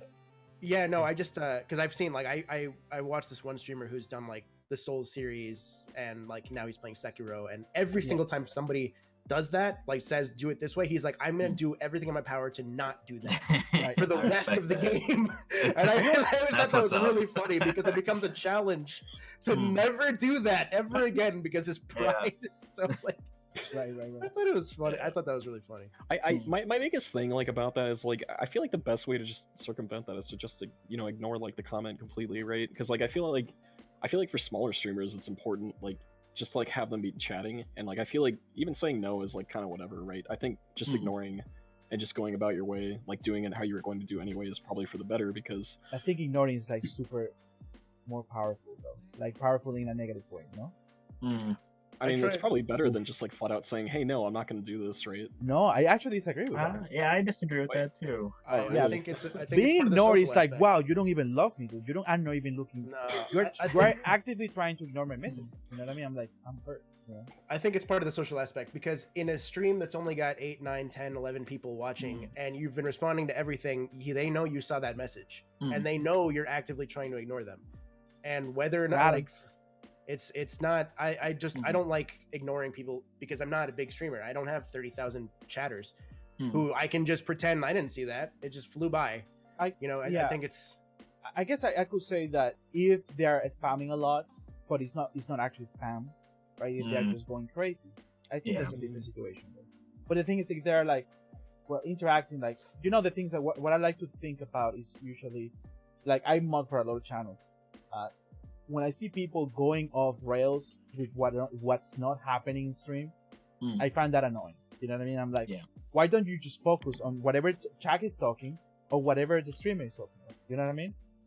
Or less, it's a type of Q&A, like, hey, what are you doing? Why do you do this?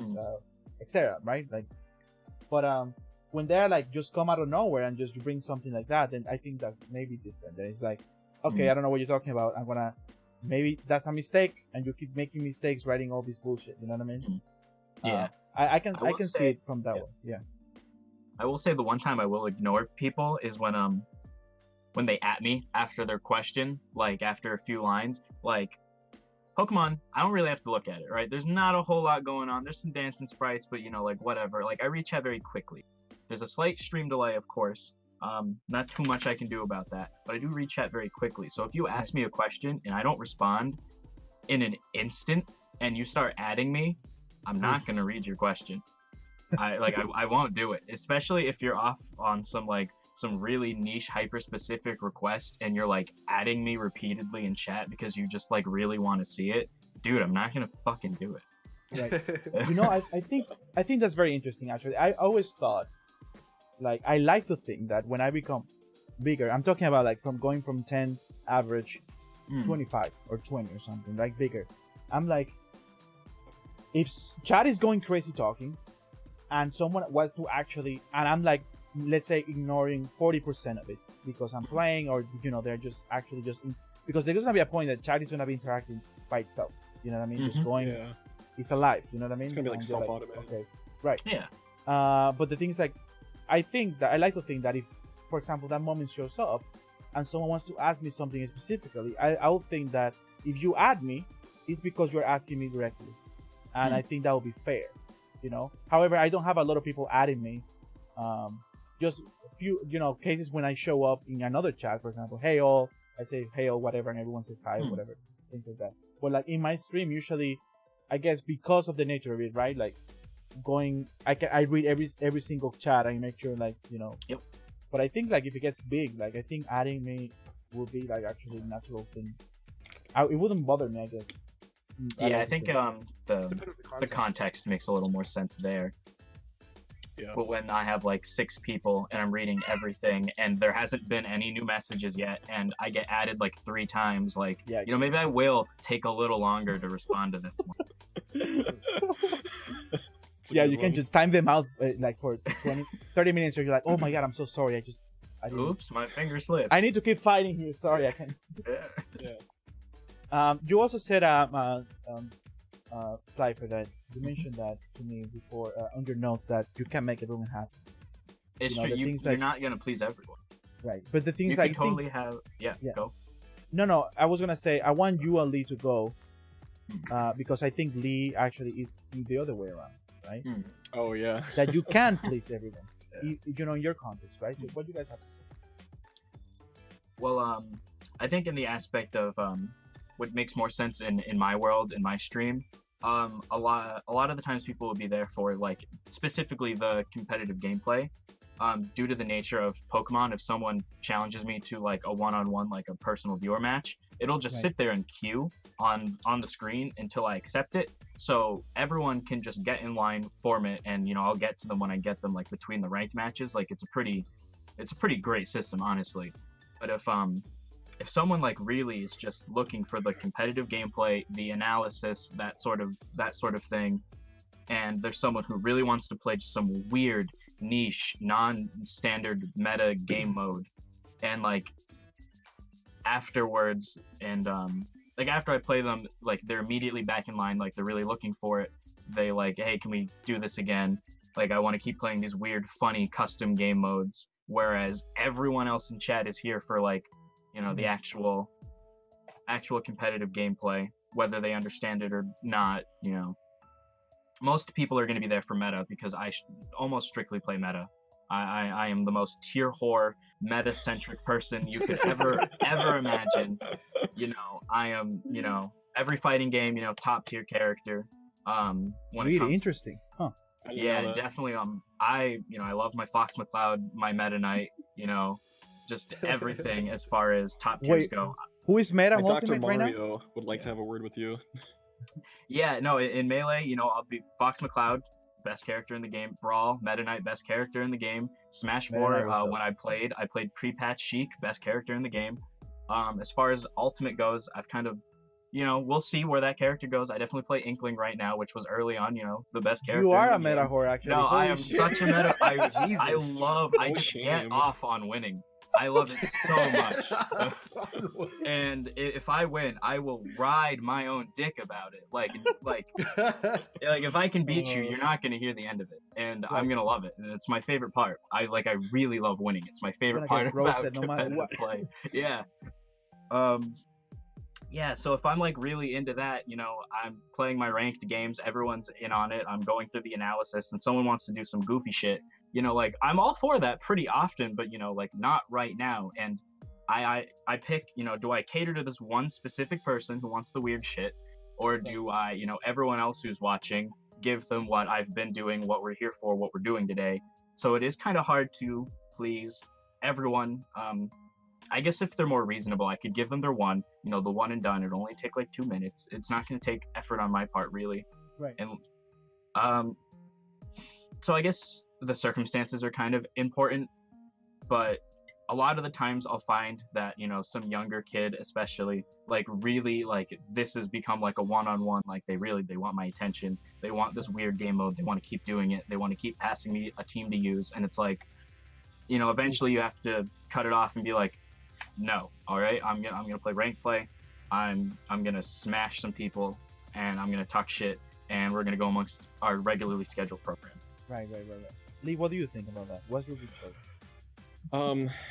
You know, I'm like thinking about it. I'm like trying to like dissect a lot of the information. Mm-hmm. You know, it's impossible to please everyone. I agree with that. Mm-hmm. When it comes to Twitch, I definitely have the idea in mind that I strive to be a people pleaser specifically on Twitch. It's a little different in like my interpersonal relationships, but like I think for Twitch, I think the reason why I like being a people pleaser is because I feel like when someone's in the chat and they're talking, I feel like they want to be heard. They want to feel important. They want to feel recognized. And well, assuming you're in like, you know, a smaller stream, even like the bigger ones, like even the trolls just want to like be noticed, right? And I feel like by allowing this sort of like interactivity and quote unquote catering to it within reasonable accommodation, right? Because like I'm not gonna like do like every single thing, right? I have to have my own agency. Like there has to be like a good mix between like streamer's agency, chat's influence on decisions. Like I want to make my viewers happy, and if by me allowing them to have a say in the matter in what I do in a game makes them happy for the sake of like a playthrough, I would do that. Like if someone wants to see me use a sick, nasty, like triple barrel shotgun in Resident Evil, hell yeah, I'm gonna do that, because that's cool, because they like that, they like what they see, and like if they like that, that means they'll come back, and I'll have I'll have like a viewer and a friend who likes what I do. So I don't know about that actually. Well, the thing is like, well, the way you put it, like, okay, let's say for example, using any specific gun or weapon or something like that, or like, for example, let's make an example of like you're playing Castlevania and they want you to use, or no, Bloodborne, they want you to use a trash weapon just for the meme value, right? But you're trying just to finish the game. What do you do? probably try it out.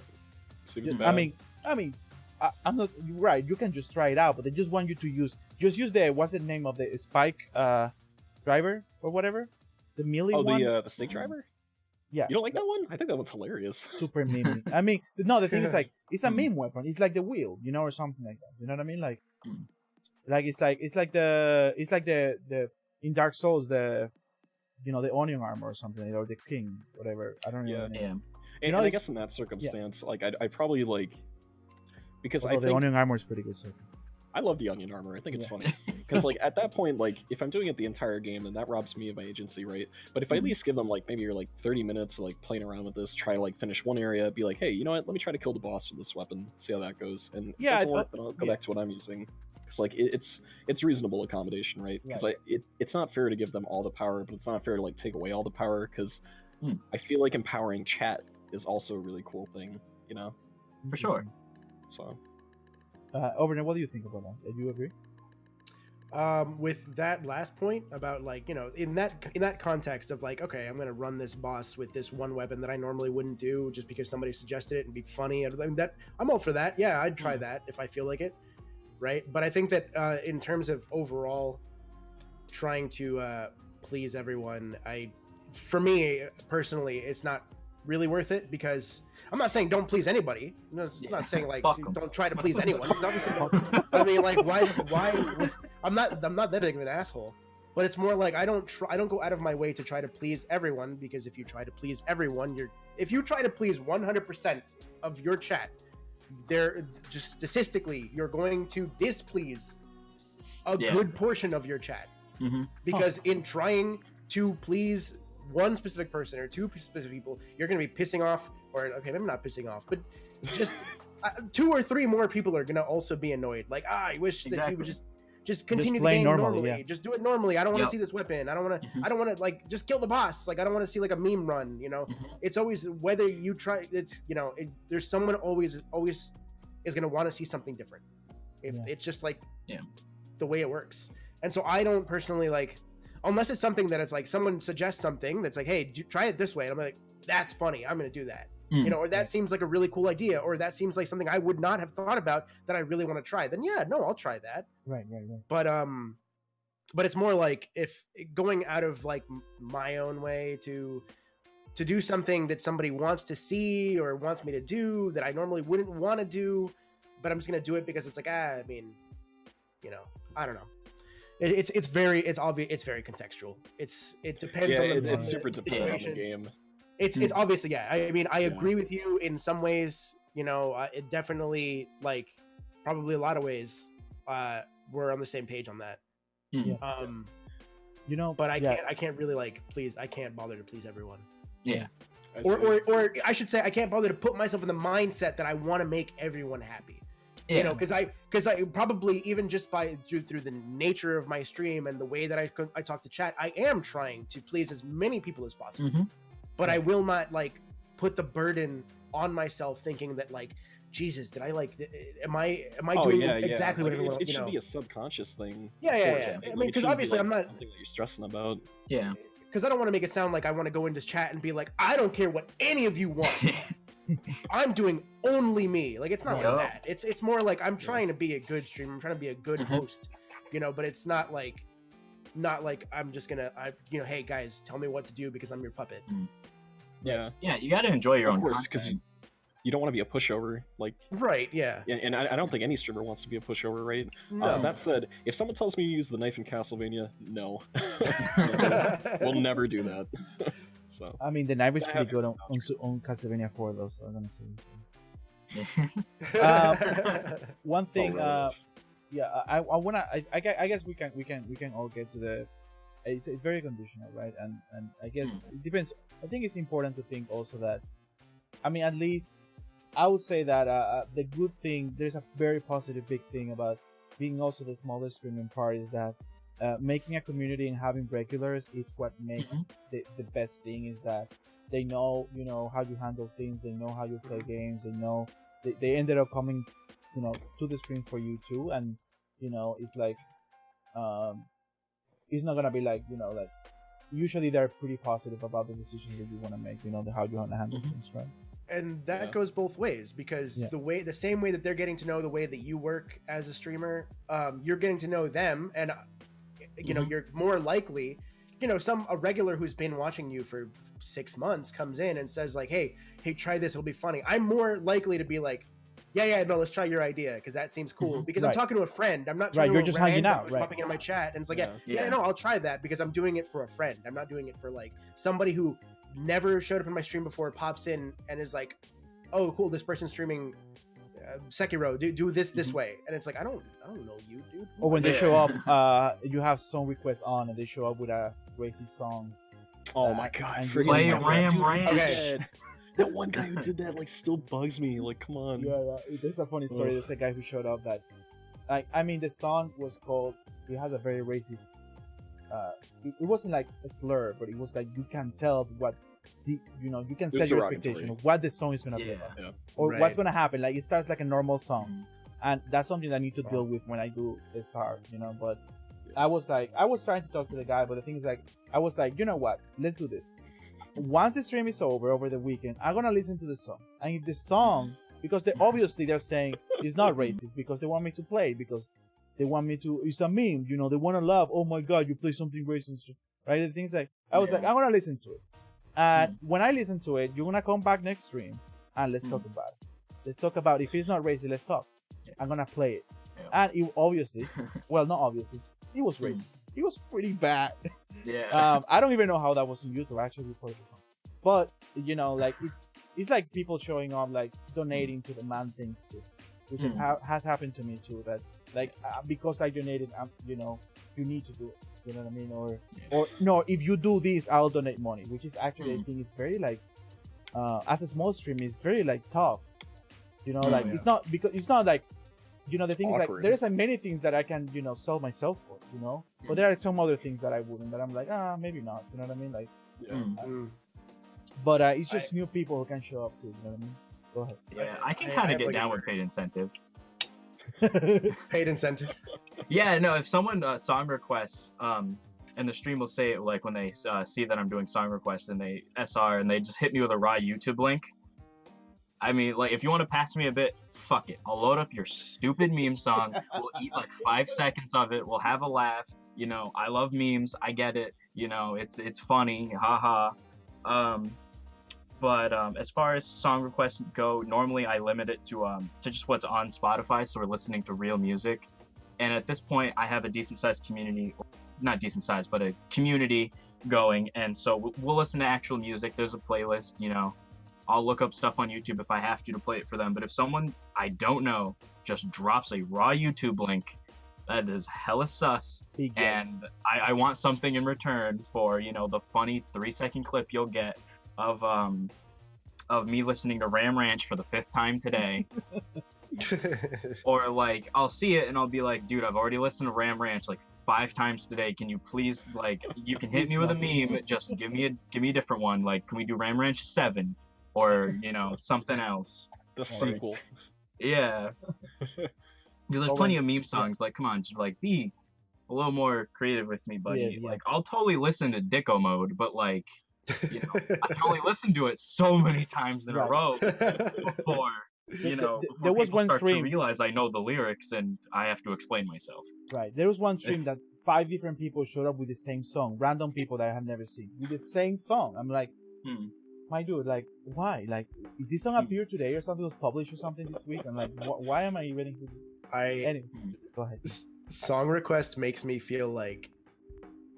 Dude, song request makes me feel like an alien trying to comprehend, like, humanity. That's the only way I can explain it, is like, song request makes me feel like I just arrived on Earth and I'm trying to understand this concept that is so foreign to me. I'm like, I get it. I understand. Giving people the control over the music is an excellent way to kind of like to make a lot of people happy because then they can listen to a lot of stuff. But music is so like someone is always gonna hate the song because not Yeah, I deal with that. especially me. Like I don't do song requests because I'm like, you're not making me listen to shit I don't want to listen to. I Because- always I've been lucky and, with and that, also you know. because like in my head, if I put on a song request, yeah, my regular's gonna put on music that they want to hear. But like 90% of the time, if it's someone I haven't seen in chat and they just request something, it's gonna be something stupid. Yo. And it's like, dude, I don't want to listen to that. I'm going to spend all my time, if I turn on song requests, I'm going to spend all my time clicking X's on links so that I don't have to listen to them.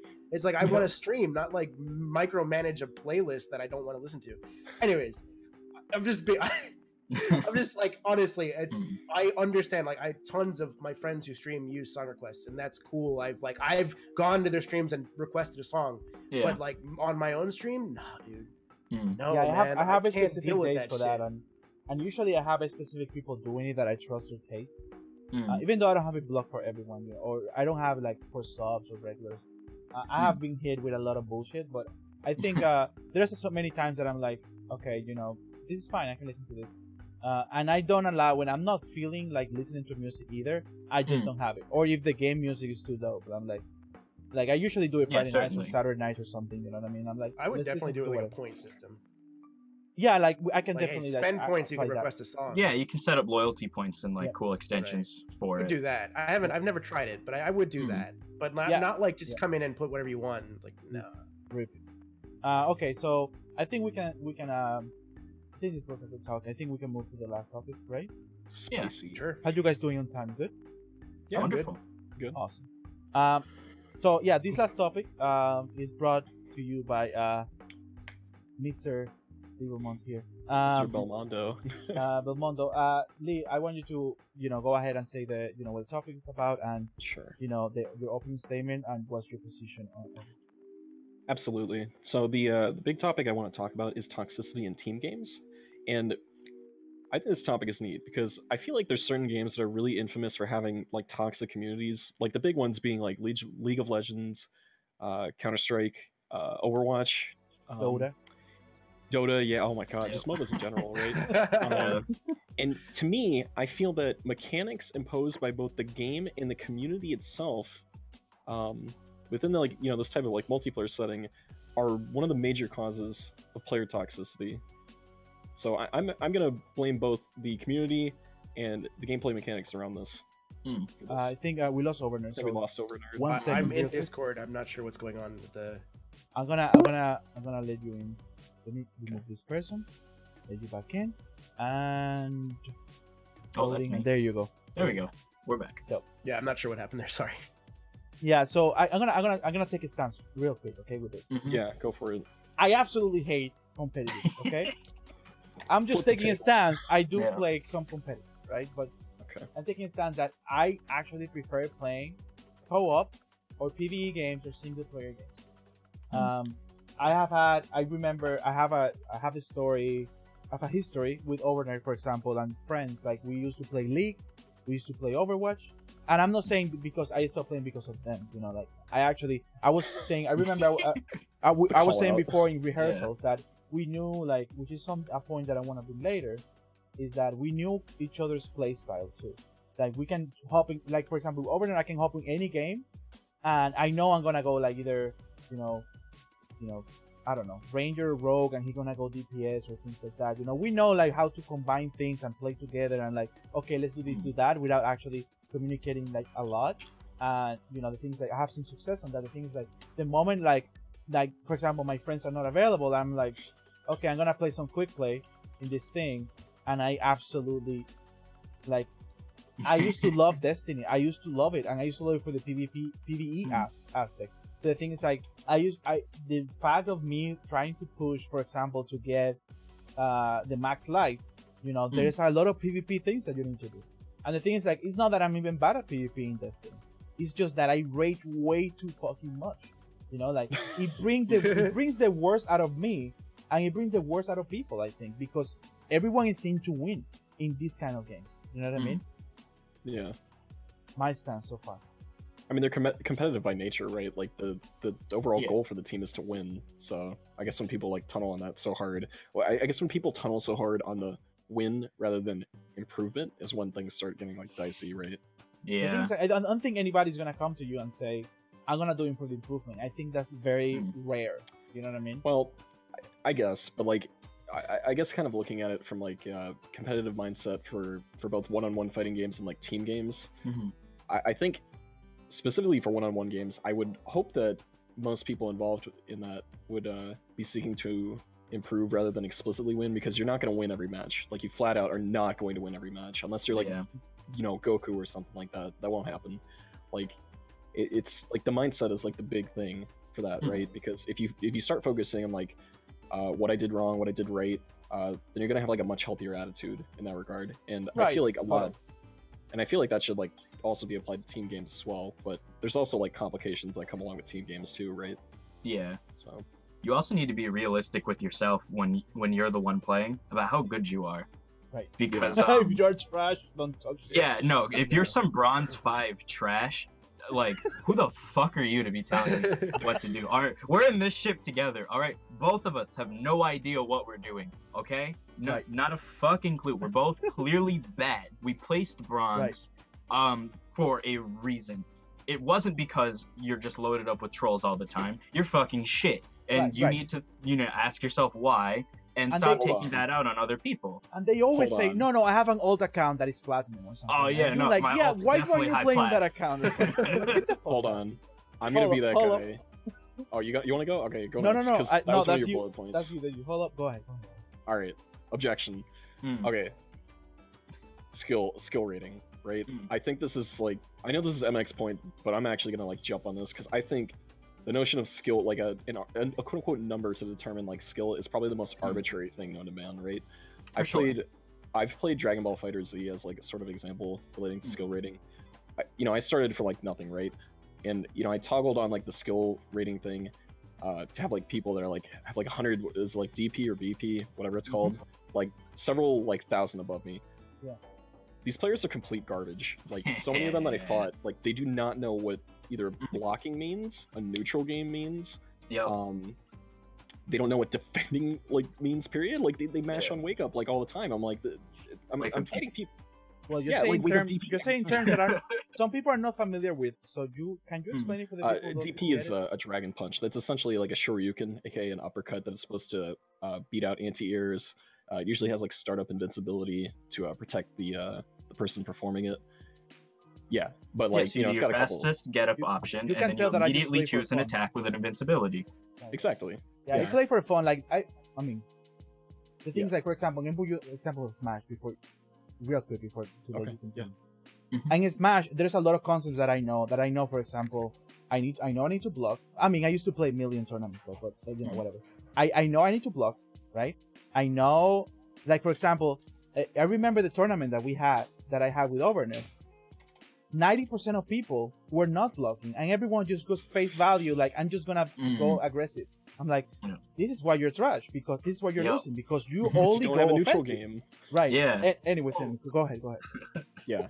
But like, that was also the first week of Smash, though. I know. Was like no. It was like the first week. No, I'm not saying I'm not pointing names and things like that. But the thing is, like, Smash is also as a basic, right? Like we all. It's have like an entry Smash, level fighter, essentially. Right?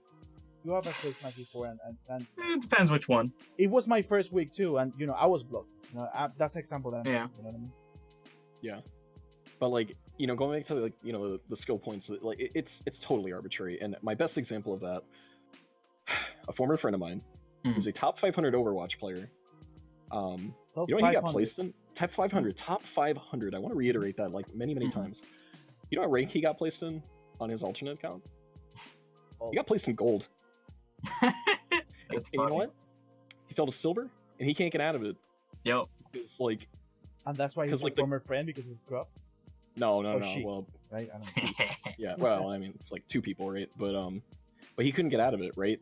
And the number says he's a good player in one instance, but the number says he's a bad player in another instance. So it's like these polar like opposites. Like something doesn't add up, right? Like the system's either like completely fucked, or like maybe he's just average if we're like averaging it out. Like So Yeah, I totally get that. Back when I used to travel for competitive Melee and take it super seriously, I found myself at 15th on my region's power ranking. I was 15th on the PR. But I was stuck in gold on net play on the online servers for Melee. Right. Which is, and in most games, most people will tell you that gold is essentially shiny bronze. Like I knew how to handle myself online a little better than others, but I wasn't plat, or anything higher up from that. There's still more few rankings to go, so definitely not the same level, not just at all. So definitely the online world is a lot different than LAN and in real life, especially when it comes to fighters, Yeah. But especially if you've played Smash Ultimate, the Elo system in that game is a fucking joke. It's Especially so dumb. because it's What even is specifically Elite Smash? to a character, but not at the same time. So like my Inkling has like 4.2 million GSP, whatever that means. But because of that, every character on my roster is at least like 3.5 million.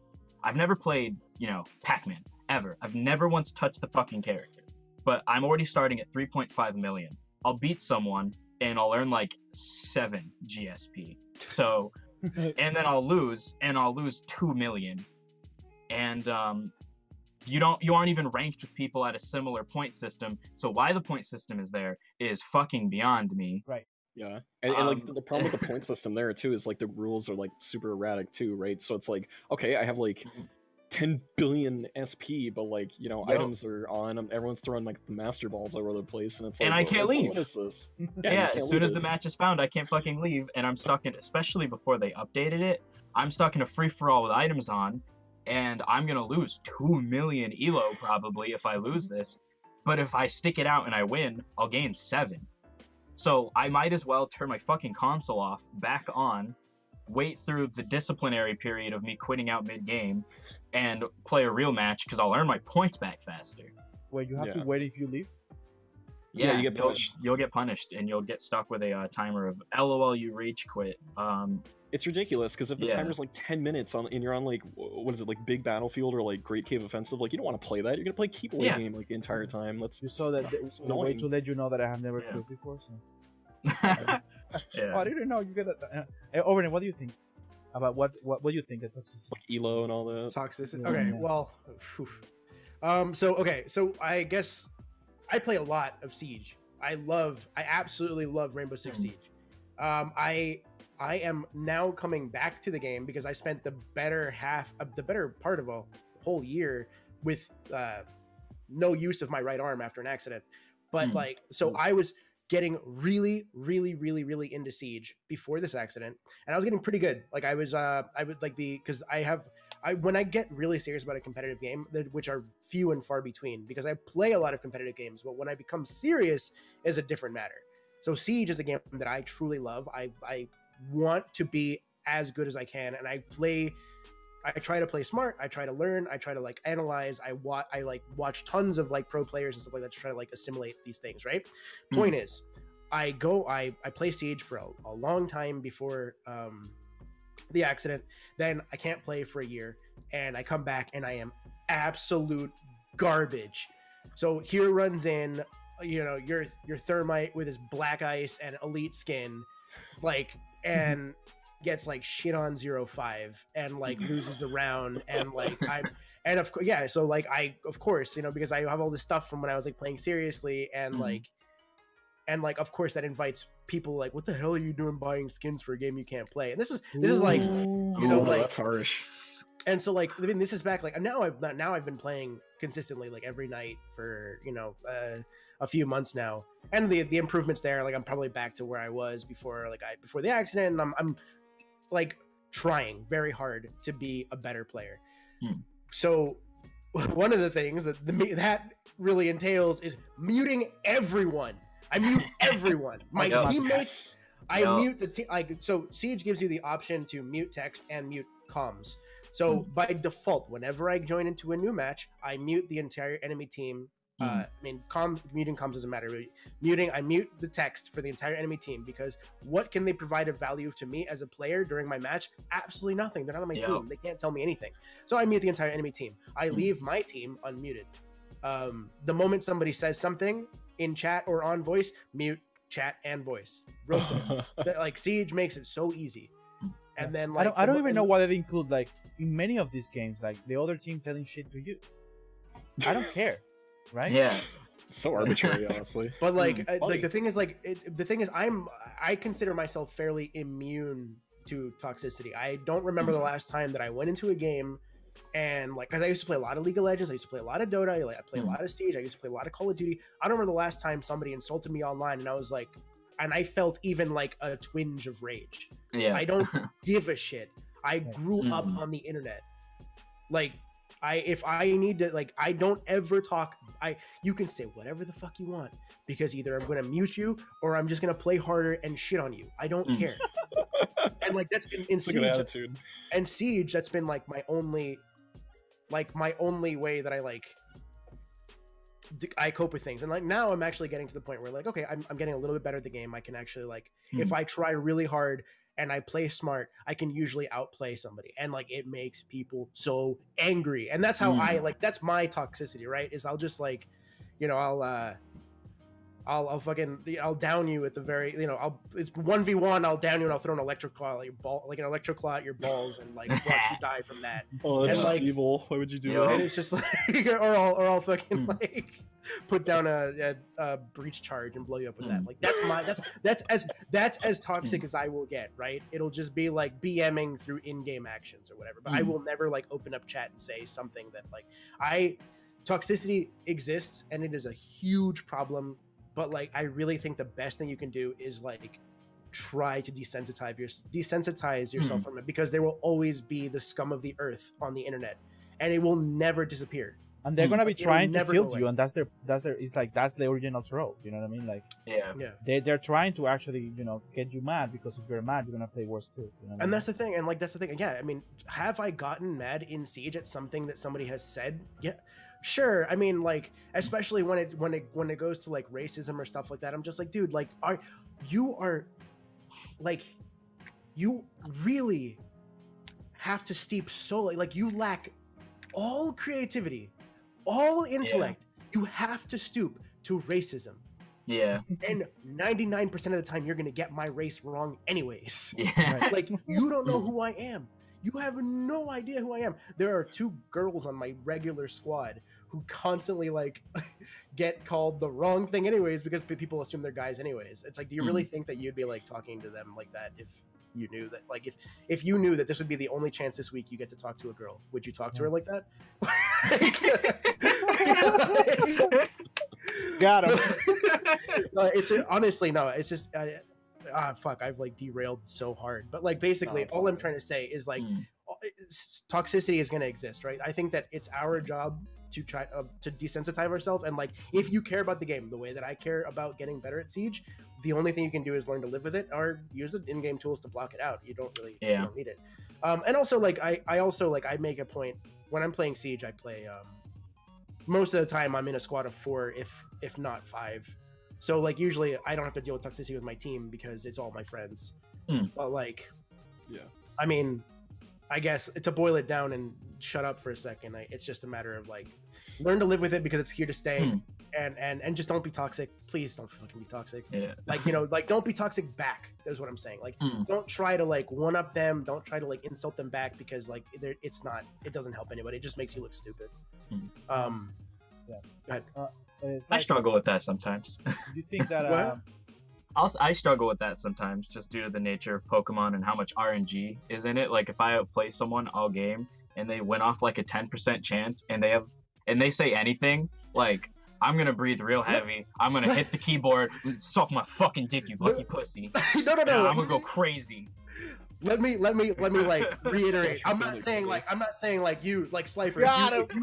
If you ever say anything back to these toxic motherfuckers, then you're an ass. You're an idiot. Like, it's not. It's like, I'm not saying like. Obviously, there's been times where I've read a comment in chat on whatever game, and I'm just like, yeah.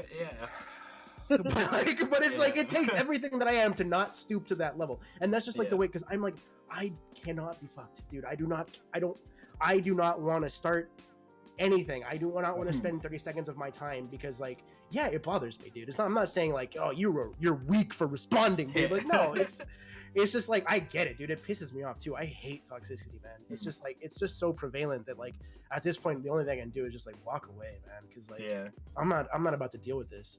But it feels so good to respond with your gameplay. Like Oh, when someone's just talking Oh, yeah. shit and you really just pipe up and you just lay down the law. Like your average 12-year-old Call of Duty kid just like microphone down his throat, you know, inhaling it, saying the N-word as fast as he can. And, you know, I clutch the 1v3, I shoot his body in the kill cam, and then we all go home. Ooh, got him. And there's nothing he can say because he tried his hardest, got outplayed. I won. I don't have to say anything. I won. Like, what am I to be mad about, dude? Like, I won. Like, that's as good as it gets. Do you think that you know, not be able, I guess, you know, the nature of it, like, right, not being able to see the opponent makes it like, you know, there's a next level of impersonality. Oh, absolutely. Right? Oh, it makes it so that's impersonal. That was where it came. That's where toxicity was born. Absolutely. It's the anonymity. It's like a lot of these people wouldn't say that shit to someone in front of, like, in their face. Exactly. Most of these people wouldn't say that. Like, it's Probably get shot on sight if they They'll said get trashed, yeah. Yeah, On pull sight. up. I'll fold you like a lawn chair. like,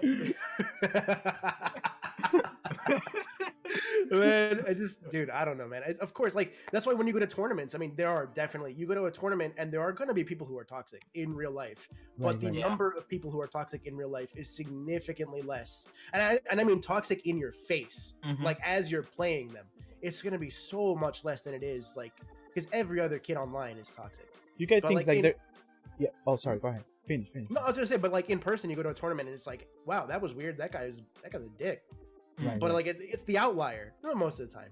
Do you think if there's any situation in a tournament or in a competitive environment in real life where you know, telling things at each other can actually be good for the more not morale, for the spirit of being competitive? You know.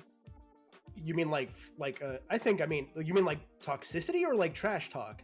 Because trash talk is different. But I think trash, like, I guess I say that implying that trash talk can transform into toxicity. I think if you can, there is a way to do friendly trash talk. There's a sense of friendly rivalry between, like, you know, tournament players or whatever.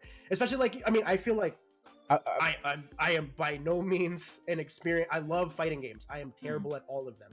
Right. But like, I love them all. I have them all. I play, like, I love them. It's a weird thing. I just can't get good at them. I'm kind of like I have a shooter mindset.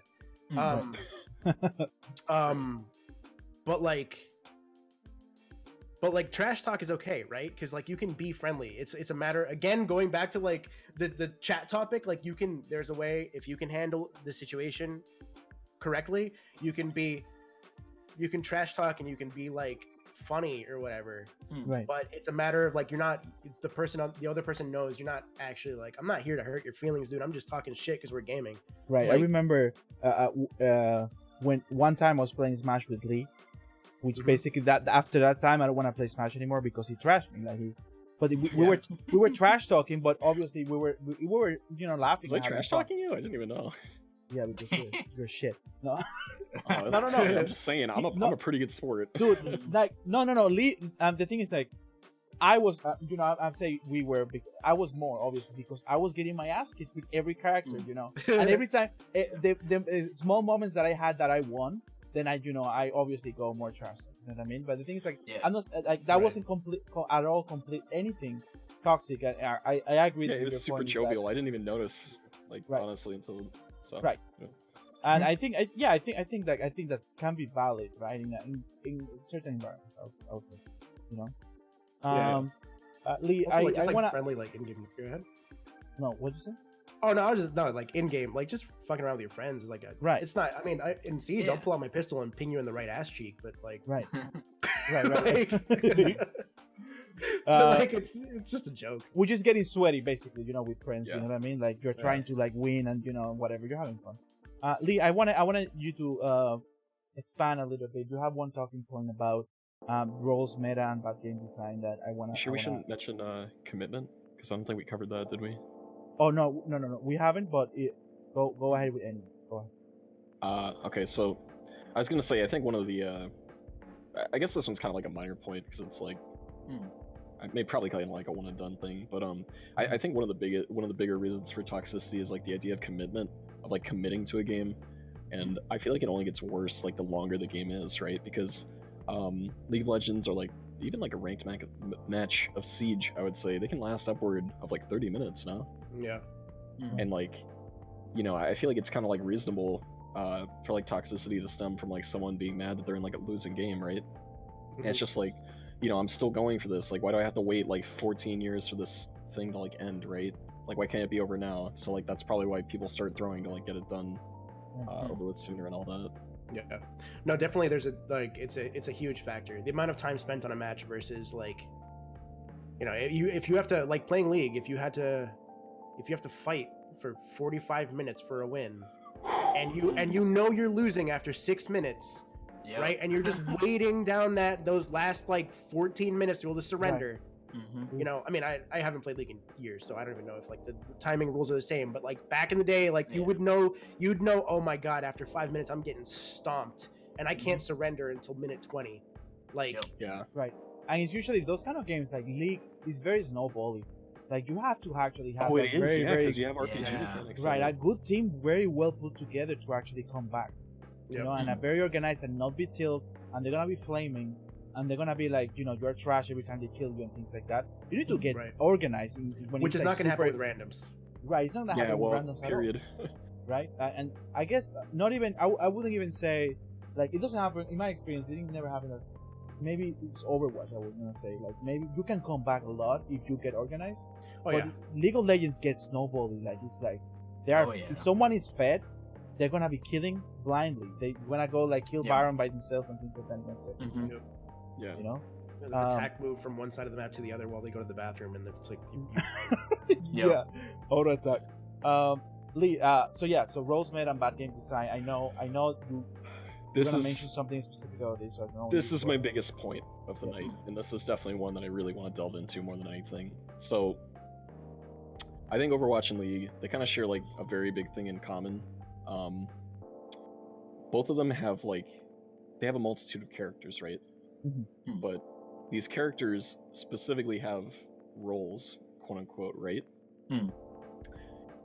And for a team-based game to have like roles and all that, I think there's kind of an issue with that. And the reason why I say that is due to I'm assuming you guys are familiar with this thing called meta.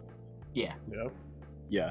I think roles in tandem with community-imposed expectations upon meta are a problem, because in a perfect world, we should be able to play whoever we want, correct? In whatever lane, whatever position, like whatever, right? Yeah. But I think that it's bad game design to kind of design so many heroes around with these sort of like limitations to the point that the game suffers in terms of its overall design.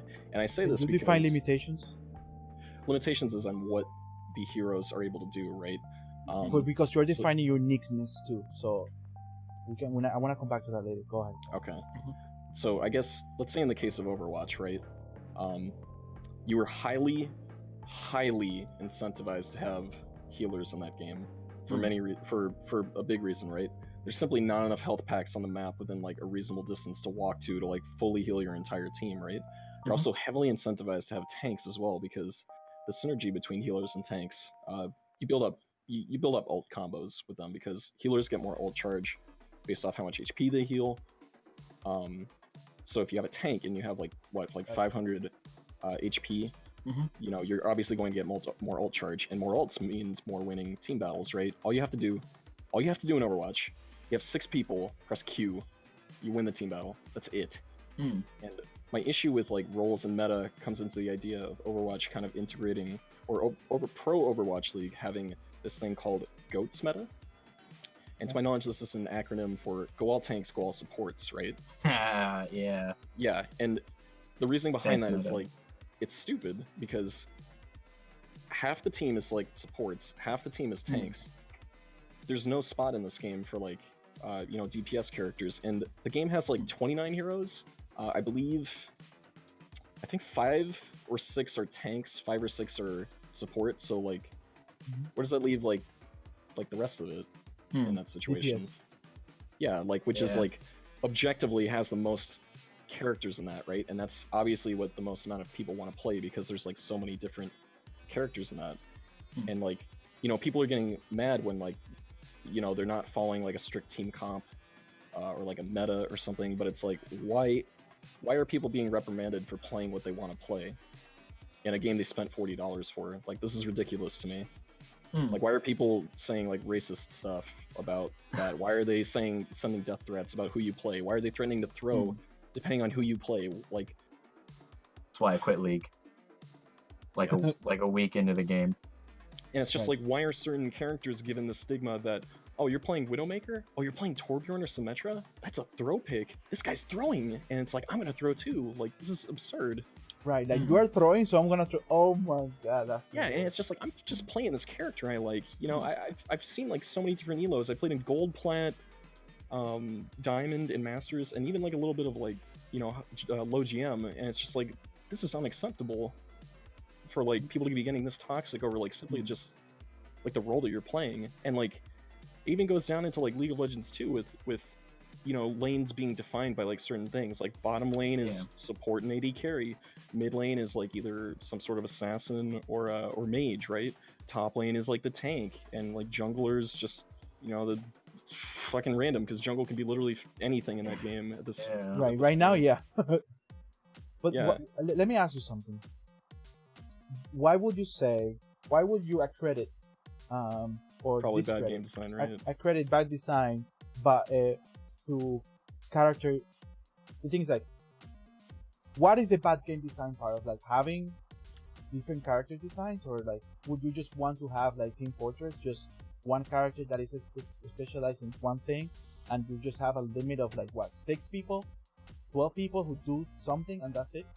I think the bad game design stems from having characters that are inflexible in what they can do, and having a map tailored around that sort of inflexibility. And this goes all the way down to the health pack locations in Overwatch, how the maps are designed. So many maps are unfairly designed in that game because Hanamura, for example, it has like the gate, which is like one choke point, and it has like a tiny little area to the top left that only so many heroes can reach. And it's like, how is this fair for like so much of the cast, right? Like, it's baffling. And even in like the Eichenwald map, which is Germany, like I love Hanamura, by the way. Do you? I hate that map. And even Eichenwald is As like, an attacker only. right. And in Eichenwald, you have like, you know, one central choke point. You have like a tiny room that was quote unquote what they fixed for the map, and it's like this isn't helping like these different roles and all that. And it's just it's incentivizing so much of just like using like only certain heroes compared to others, and it's just, I don't know. There's so much that do you frustrates agree me that about using different heroes depending on map design is a good thing? Well, or, no, I or think, you're saying it's a bad thing having to choose specific heroes based on map design? That's what you're saying. I think it's bad game design when it gets to the point where it feels like you're forced to pick a different hero just to get through a choke point, because it's quite literally impossible to get through 6 people shooting with a shield, a barrier, just in one sort of like small instance, right? Like, Let me if ask I'm you not something. Yeah. Go Yeah. ahead, I'm sorry. But like, if I'm not picking like Pharah on Eichenwald, and I don't have like a Mercy by my side, like going into the back lines, like 4 people are going to be standing at the choke for like 4 minutes, like literally doing nothing for like 90% of the game. You know, This I happened think to me way too much. you are actually describing situations that are actually just displaying bad judgment on strategy rather than game design, I would say. For example, But okay. there are like some levels that is like, I automatically know I want to go Lucio because of the, you know, it has like a death, like a ledge, you know, you can push people out. I'm like, okay, this map is obviously designed for people who can push people out too. Or for example, there's a map, I don't remember what it is, Ilios, I don't know, that have the circle that, you know, the well. That Okay. you know, you need to, someone needs to use Roadhog. I think the King So of the you Hill can- maps are the best designed. The what? I think the King of the Hill maps are the best designed of the maps because of their symmetric nature. Yeah, but the thing is, like, again, I think the situations you're describing more is just lack of judgment on how to deal with the choke point or the situation or how to actually counter the opposing team, which is actually not related to the bad game design. The reason why I think there is a lot of places to choose from is because you can. I'm talking about also regardless of what the meta can be to actually influence the win, right? Like 2 healer to support to DPS or 3 tanks, 3 healers, whatever. The thing is like part of what the game offers, and the why I think the game is also in the position that it is that there is so much choice that you can have an option to play someone to counter the opposing team in any specific map, you know, which is compared to strategy, right? And communication too. I think my problem is that when the central mechanic is when the best strategy is to change who you're playing rather than how you're playing, I think that's a problem. No, I actually disagree because you are saying you want to use always the same person everywhere all the time. With that disdain, right? Right, because I feel like the map should be fairly designed around each character. That I think that's the first problem that I see is that game then is not designed for you, right? The thing is, like, I don't think you're making a point and I know that it's is not, because the game's unfair. central mechanic is around hero switching, and I think that's a horrible mechanic. Right, but the thing is, like, I think that's a personal opinion because I don't think it's actually bad, right? I wanna like, I know we're going back and forth. I wanna Slifer. What do you think? I want to hear everyone else's thoughts because I can't stand this game with every fiber of my being. I'm coming from a very heavily FGC standpoint. So stages are a huge part of the metagame and what our legal stage list is, especially coming from something Smash centric, right, where every character has like a toolkit that is tailored to certain things, and we try to keep, you know, neutral stages in the map where every character has, you know, quote unquote even chance. They're suited for, you know, not really giving or taking advantages or disadvantages. And then there's more bizarre counterpick stages, like you know, you might want to not use Ganondorf on Final Destination because you're gonna get juggled and you'll never come down. Whereas on just about every other stage, you know, he's fine. There's platforms for him to work around. And I think that's healthy for a metagame. I think that's fine. Something that also kind of plays into, I think it's okay that not every character is viable. That might be my tier whore perception kind of being really biased, but I absolutely agree. I think it's okay that not every character is good. You need to have a ceiling. You need to have a curve of like who's better in all these games, always, all the time. Because then everyone's either going to be like broken, and you end up with like some Marvel versus Capcom Infinite. Like everyone's capable of some ridiculous combos. Obviously, there's still variance and viability amongst that. Or you'll end up with like Smash 4 before DLC, where everyone's just shit. And you're just dealing with like who's less terrible than others, and you end up with uninspired gameplay that's kind of dull, and like you don't get rewarded for your openings. Or, you know, on the other end, like Marvel, where like you're a little almost too rewarded for your openings. I think the variance in stages and character versatility is pretty natural. I think it's, you know, playing Fox, I'm rewarded on every stage. Let's be honest. He's good, he's well-rounded, he's fucking broke. Whereas like a mid-tier might not be, but they still have their strengths and can compete on other stages. I'm not too savvy with Overwatch, so I don't know how the stage selection works, especially in a competitive setting. I don't know if there's... Ooh, all right, so that completely random. That I think I'll give you that. I think that is shit design. if I'm gonna be real with you, that kind of fucking sucks.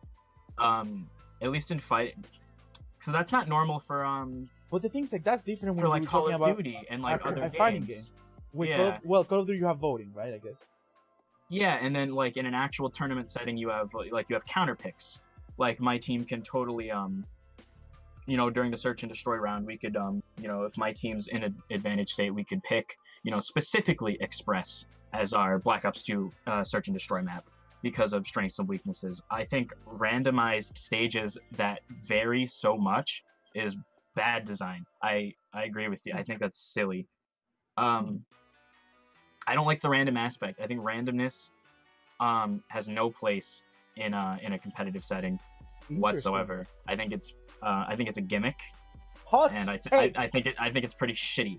Honestly, I don't like randomness either. Yeah, no, I think it's that's whack. stupid. Huh.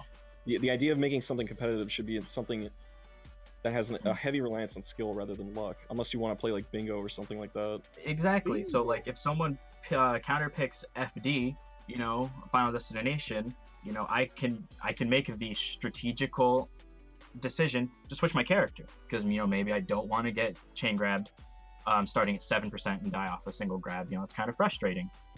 But if we were to randomize the stages, I think that basically guarantees we all play a cutthroat dry meta because you can't really afford to have your cool characters and your neat tricks. Like yeah, I think that just about sums it up. I think randomness is inherently a shitty mechanic. Interesting. I wanna do something real quick before getting to Overner. I think you mentioned something that is very interesting. Is that the community makes the meta. Is the developers can only try to balance it if they want to, right? I think that's very interesting because, for example, in Warframe, like you have a grindy game, for example, the people are always gonna find the laziest, quickest, and more efficient way to do something, right? And I think part of that, but the thing is like also like there's like so much insight and into communities, or like when you have a competitive game, like so much like user research and knowledge that goes into like balancing too, that it's not I don't think it falls only for example, I guess in a fighting game, right, they know where they're making strong, and they sometimes do it to see what happens and to see if it's a hidden gem, or people discover it right away and it's like, okay, it's obviously broken, we want to tone it down, we wanted to see whatever, because that happens all the time. But I think that the community makes the meta thing is like it relates a lot for me in Overwatch, because Overwatch meta has changed. Like every time a new character is released, or they balance stuff, things like that. Sometimes they stop being reliable certain maps too. But that RNG aspect, it just makes like I think like there's a school of like either you have RNG and make everyone change and try new things and try different things because for the sake of, let's say, maybe fun, right? Even though you are introducing a competitive aspect, or you have always people that I will never play Ganondorf in Final Destination because I'm gonna get wrecked. You know what I mean? But the thing is, like, there's also then the formula of, obviously I need to play these characters, which is like a small limitation, a small amount of of like the things that I can pick from, because it's gonna be this map or this thing. You know what I mean? It's just like the different mechanics is not necessarily good or bad. It's just that because it's designed a certain way, it's just gonna pull and ask for certain things from the community or from the player base, and how people are gonna interact with the game in general, right? Overner, I want to give it to you. What do you think? It's a lot of information. Okay, so let's go with what Lee's statement. Hold on. No. By all means, I'm not a competitive Overwatch player. In fact, I'll play Overwatch with some friends occasionally, but other than that, I wouldn't be caught dead playing Overwatch. I don't like the game. I think it's pretty boring. That being said, I think that some examples, Call of Duty, Siege, you play the map. Siege, you more so than Call of Duty. You find Call of Duty because there's a lot of obviously a lot of gun skill involved, right? But Siege, you play the map. Yes, your operators have abilities. Yes, like you have to be good at shooting, but you play the map. You play the angles. You play the stage. Call of Duty arguably is the same thing. You have to be good at shooting out of that, but you have to know the map. Yep. Overwatch, you don't. The map is a pretty setting. You play, and yes, there are definitely problems. Hanamura's choke point, I think, is actually terrible. I agree with you, but I say terrible from the point of view of the attackers. The defenders, yes, I think for the attackers, I was gonna say the defenders have it easy. I mean, you can shut that shit down real fast. Yeah. I completely agree with you on that. Again, I am not a competitive Overwatch player. Overwatch, you do not play the maps. You play the heroes. You play the hero composition. Right. And I don't think it's fair to say that because it's not. I think it would be different to say if the map was determined after you chose the heroes. If everybody chose a team and then all of a sudden it was like, hey, by the way, you're playing on this map, then I'd say, wow, this game is so bullshit. But no, the map is determined before you pick your heroes, and in fact, I mean, I think in competitive, can you switch heroes? I don't remember. You can switch So anytime. so even then, you can still switch heroes anytime you spawn. So you can still adapt your composition. Again, the map does have an effect, right? There are badly designed maps in Overwatch, but you're not playing the map. You're playing the hero comp. And that, I think it's unfair to say that the entirety of Overwatch is badly designed because it's not the same decision making as it would be in something like Siege. Again, I also or a think 1v1 game, right? or a 1v1 game. Again, also I understand the difficulty of balancing a game for the top tier competitive players versus designing a game like period. You know, you're designing a game for a mass market, and to balance, and I think that it's a very hairline balance between saying like between balancing a game for a casual audience versus your competitive. It is phenomenally difficult to get that right. Nobody has ever done it right. Nobody has ever gotten that properly. Like and why have they never gotten it right? Because it's like it's asking so much. Like, we're only humans. These developers are only human. There are games that do it better than others, and I'm not going to say that Overwatch is a perfectly designed game, because if it was, I might play it. But like, I think that like, to say that Overwatch is a poorly designed game because not every hero can do well on every map or whatever. Or you just want to use your favorite hero over time, right? Yeah, that's one thing. I don't think that Overwatch was ever designed to be a game where people picked their favorite hero and stuck to that. It has always been marketed and displayed as a game. That's why the heroes are free. That's why they're free. It's the only reason they're free. Because they could never push. They would never have gotten away in this industry pushing for paid heroes in a game that was so heavily dependent on team comp. Because if it was like, they would have to do the League of Legends thing where they would make a viable team comp free every week, so that at least they could say, hey, you might not have everybody, but you have a viable pick, so don't complain, you know.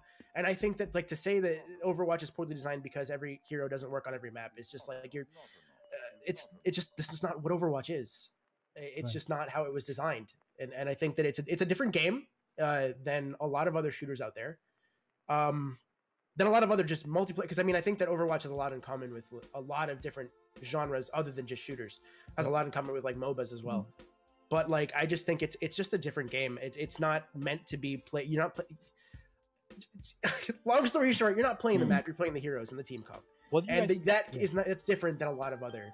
Because, you know, Siege, you do have to. I mean, obviously, there's a smart team comp, and then there's picking like random ops that don't synergize whatsoever. I mean, if you pick a Thermite and you don't pick a Thatcher, then what'd you say? I think everyone in Siege is like viable though by comparison, because of like how the universal mechanics work in the game with how headshots with every single gun can kill any operator. I think that alone, the idea of having universal mechanics is the way of balancing a game properly. I agree, but the thing is that because of the fact that in Siege you have hard counters, you have hard counters. A mute puts down a jammer, and 2 walls cannot be breached by Thermite, by Hibana, by you cannot touch that wall. Or a bandit does the same thing, and if you can't get through that wall, there's 2 ops that have completely useless abilities. They are literally a walking gun, and they have nothing else. And I think that, like, because of that, like, you can still say that team comp is very important in Siege. I mean, there's a lot to be planned out, and a lot to be strategized, and a lot to be countered. But like, see, in that example, it doesn't render like the operator completely effective. It might render their gadget ineffective, but like, you know, mechanically their gun still works. It's not like mechanically their gun still works. Sorry, I didn't mean to cut you off like that. But mechanically their gun still works. But you have to keep in mind that at this point, like, let's say the defenders versus the attackers. A bandit puts down 2 of his bandit traps on a wall that is the main entry point, the main breaching point for this map, for this objective. And the enemy team brings a Hibana and a Thermite, 2 Mouse, since you don't play Siege. These are 2 people who can break through reinforced walls. They're the hard breachers. The defenders can put up metal walls. that cannot be broken by conventional means. You can't punch through it. You can't like throw a grenade at it. You can't like sledge it down with a hammer. They put up metal walls. There are two operators who have gadgets that will put holes in those metal walls. But if Bandit, who has batteries like car batteries that he attaches to the wall, make the wall electrocuted, the moment that operator tries to put their gadget on the wall, it's going to be destroyed and they can't get through the wall. Now, yes, you can say they still have their guns, but there's the inherent imbalance in Siege's team design anyways. Defenders have all the cams. Defenders have the information.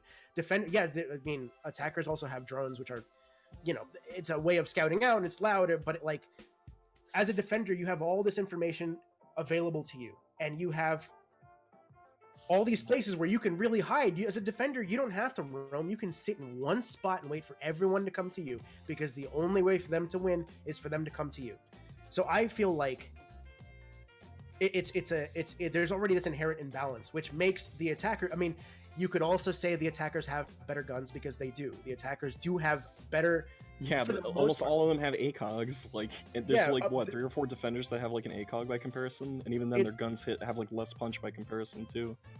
It's true. Like, there's just a lot to be said. Like, the hard counters in Overwatch by comparison to Siege, I feel are much worse, in the regard that like, what in the flying heck can a Reaper do against a Pharah or a Pharmacy? What can that guy do? Literally nothing. Yeah, that's why you change characters. Though. That's why, but that goes to that's why it's a team comp game. That's why you can switch in between rounds. That's why you have to learn more than one. Because if you only know how to play Reaper and you come against a Pharah, I am not gonna listen to anyone saying like, "God, this game is fucking broken. I can't play my only champ." Versus like, I mean, yeah, dude, then pick up another champ. Wait, Lee, do you because like Reaper? That's how. Maybe? I like a lot of heroes. I like Reaper. I've mained Roadhog. I've mained Lucio. I've mained. Soldier, this is gonna be great. Reaper, Doomfist. Die. Played a lot of Reinhardt. I played so many heroes, and it's just like, it's so infuriating to have to like think about like so many of these things when like I'm thinking about like enemy team composition, and it's just like in Siege, it's just like I can play literally any op, and I could completely kill like anyone on their team with no inhibition, right? Like maybe it's gonna be harder to get on the site, but in Overwatch, if I'm playing Reaper against Pharah, that's impossible. If I'm playing like Tracer versus attack, like Tracer versus like Brigitte, right? like that's impossible, man. Like it's actually impossible. Let me ask you something, actually, to all of you. When you, for example, see a game, CS:GO or something like that, right? That ultimately, I would say maybe it's wrong, right? It comes down to map, right? The positioning too, and the kind of weapons you also buy between rounds. Right, like the money that you invest, and who has which weapons and things like that, and then position yourself in the match that you're playing. Do you think, Lee, or all of you, that is that, like, again, that is inherently good or bad, compared to, for example, Overwatch, which is map and champion, or for example Siege, which is operator and skill. Right, like the thing is, also there's an RNG factor too in CS:GO, which is like a bullet will never land in the same place, because it's also based on the reticule or whatever, right? It's gonna land. There's an RNG factor of that too. Yeah. Do you think that's more balanced than, or less balanced than Overwatch, or like what's this? I think Siege has a much better idea of balance by comparison. Because you think that Siege just offers like you pick an operator and maybe you can counter one person or two, but then it's just skill. I think because the abundance of operators are so similar mechanically with how like their guns function, like the biggest differences between them are like the gadget and I guess like the recoil, right? Like that's really like the biggest difference, and maybe like the armor speeds and all that. But like I think because like so many of them are so like fundamentally similar in terms of their skeleton, I think the game is inherently more balanced. Now, I think Siege is the better designed game. If we're talking about competitive only, I think Siege is the better designed game than Overwatch. I will definitely. I agree. I think Overwatch is a casual game trying to be competitive in every sense of the word because of how much Blizzard was pushing Pro League. Like that kind of thing has to develop naturally rather than it just being like a complete business kind of like a purely commerce thing. I'll I agree do- to that, and I'll add on that it is only popular given that it's in this niche subgenre that has zero competition. If there were other games like it, no one would give a fuck about Overwatch. Interesting. Yeah. Interesting. And there's I one never more thought thing I about wanted that. to say. I don't want like this whole thing to make it seem like I care about balance. Oh, you don't? I want to make this clear. Yeah. I ultimately want a fun game. Right. Because we've seen extremes of how balanced and unbalanced can be fun. I think it was like Karate on the NES that was like a good example of the game being like perfectly balanced, or even like Street Fighter 1 or something like that. And they're perfectly balanced because like both of the characters do the same thing, right? There's no frills, no thrills, nothing like that. They're on completely even playing field. But you know what?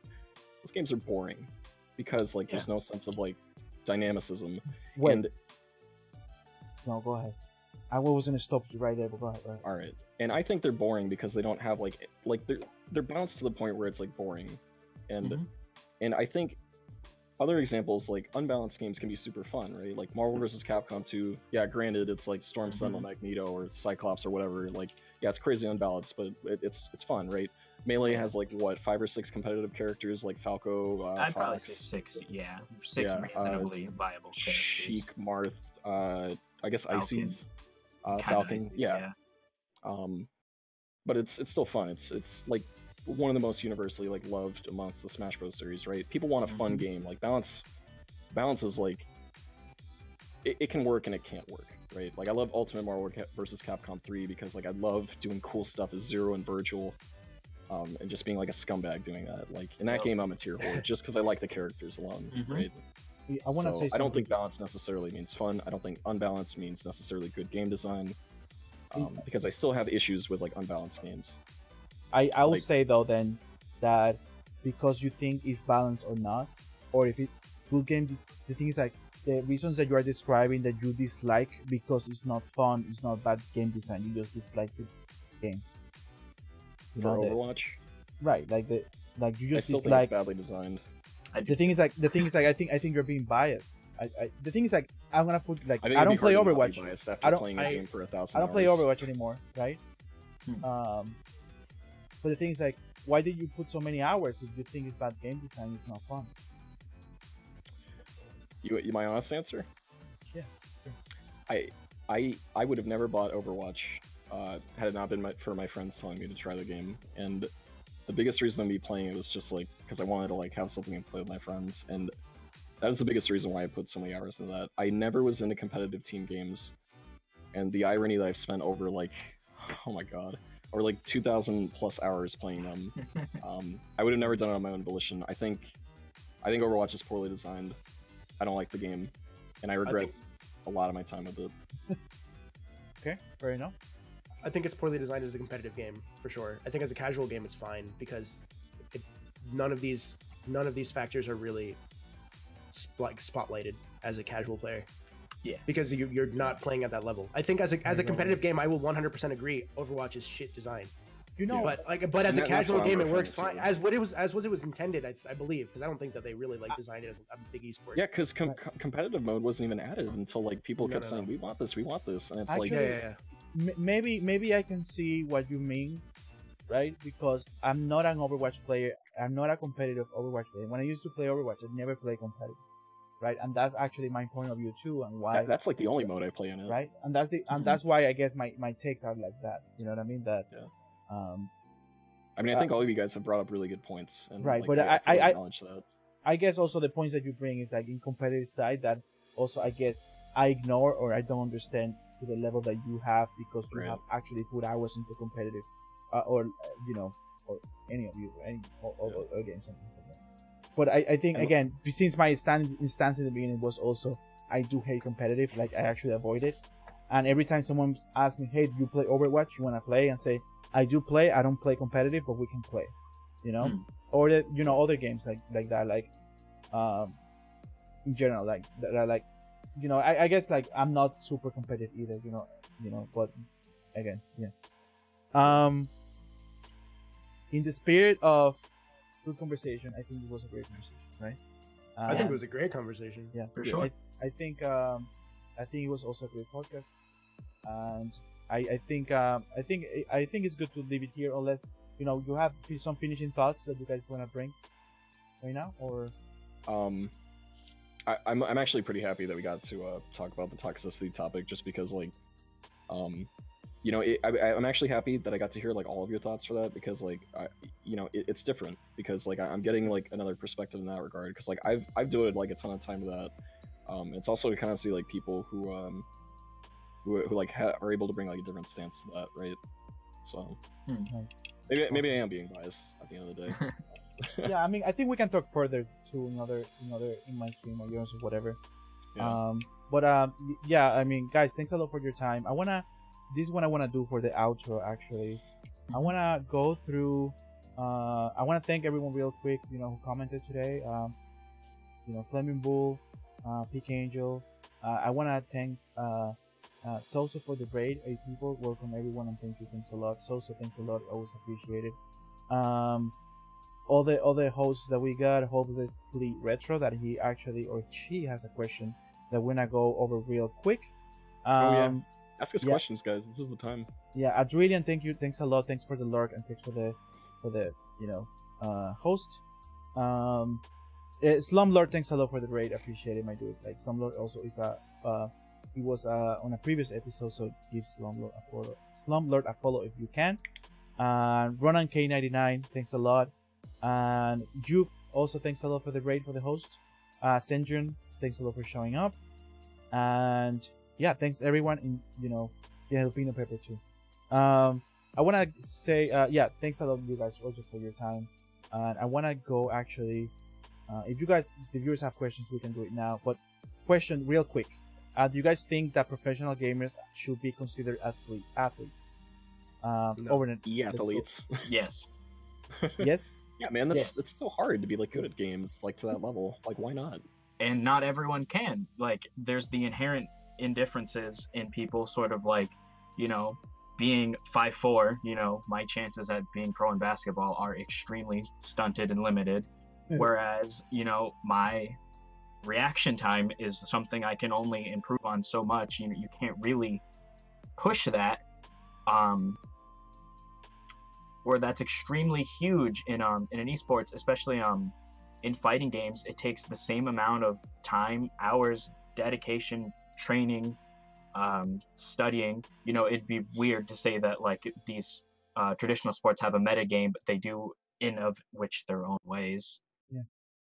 I think it is absolutely fair to call the team sports, like the MOBAs, your League of Legends, all that cool shit, or fighters.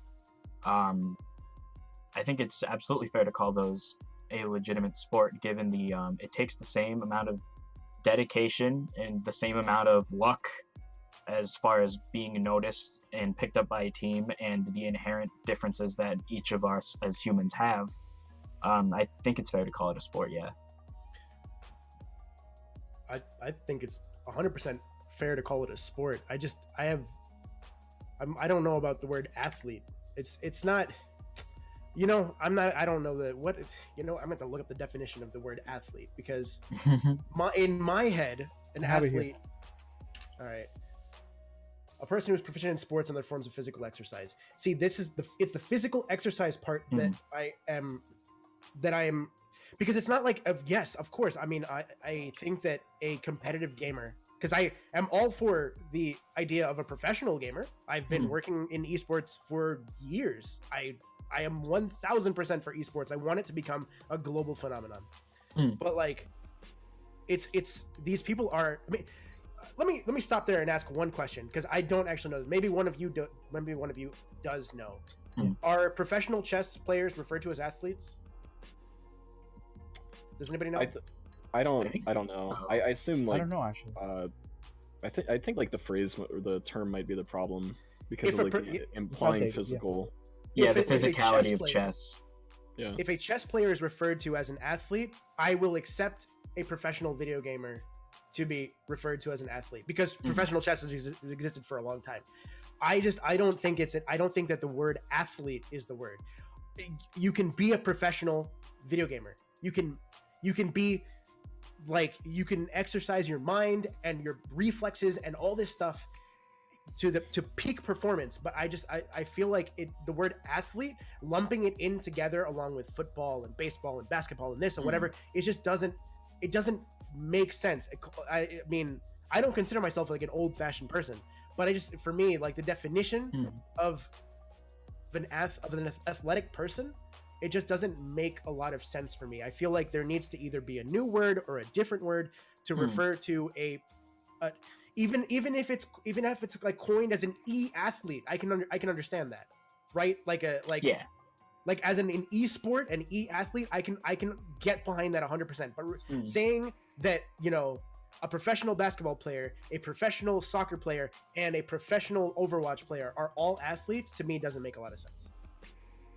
It's just the word. It's only the word, because I do believe that to be like a peak performing competitive video game player, you know, for a game that is something that like requires extreme reflexes and extremely quick decision making and critical thinking, I think I'm not going to take away from that. I'm not going to pretend that that's not an extraordinary feat.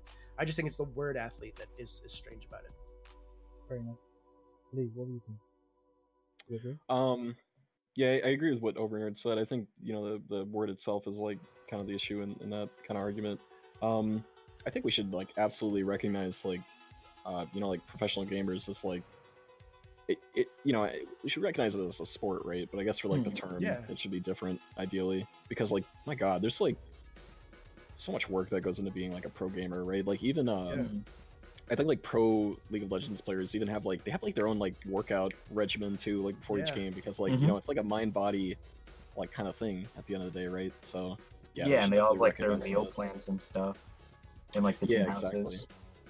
Yeah, so we should recognize that as Peak Angel, now it's time to clarify the questions because I don't get it yet. Like story theories, anything about how the story influence and inspire what they love. The twist. Oh, so what do you love about lore-wise Castlevania, Just Lee, and what do you like lore-wise or story-wise Slifer about Pokemon?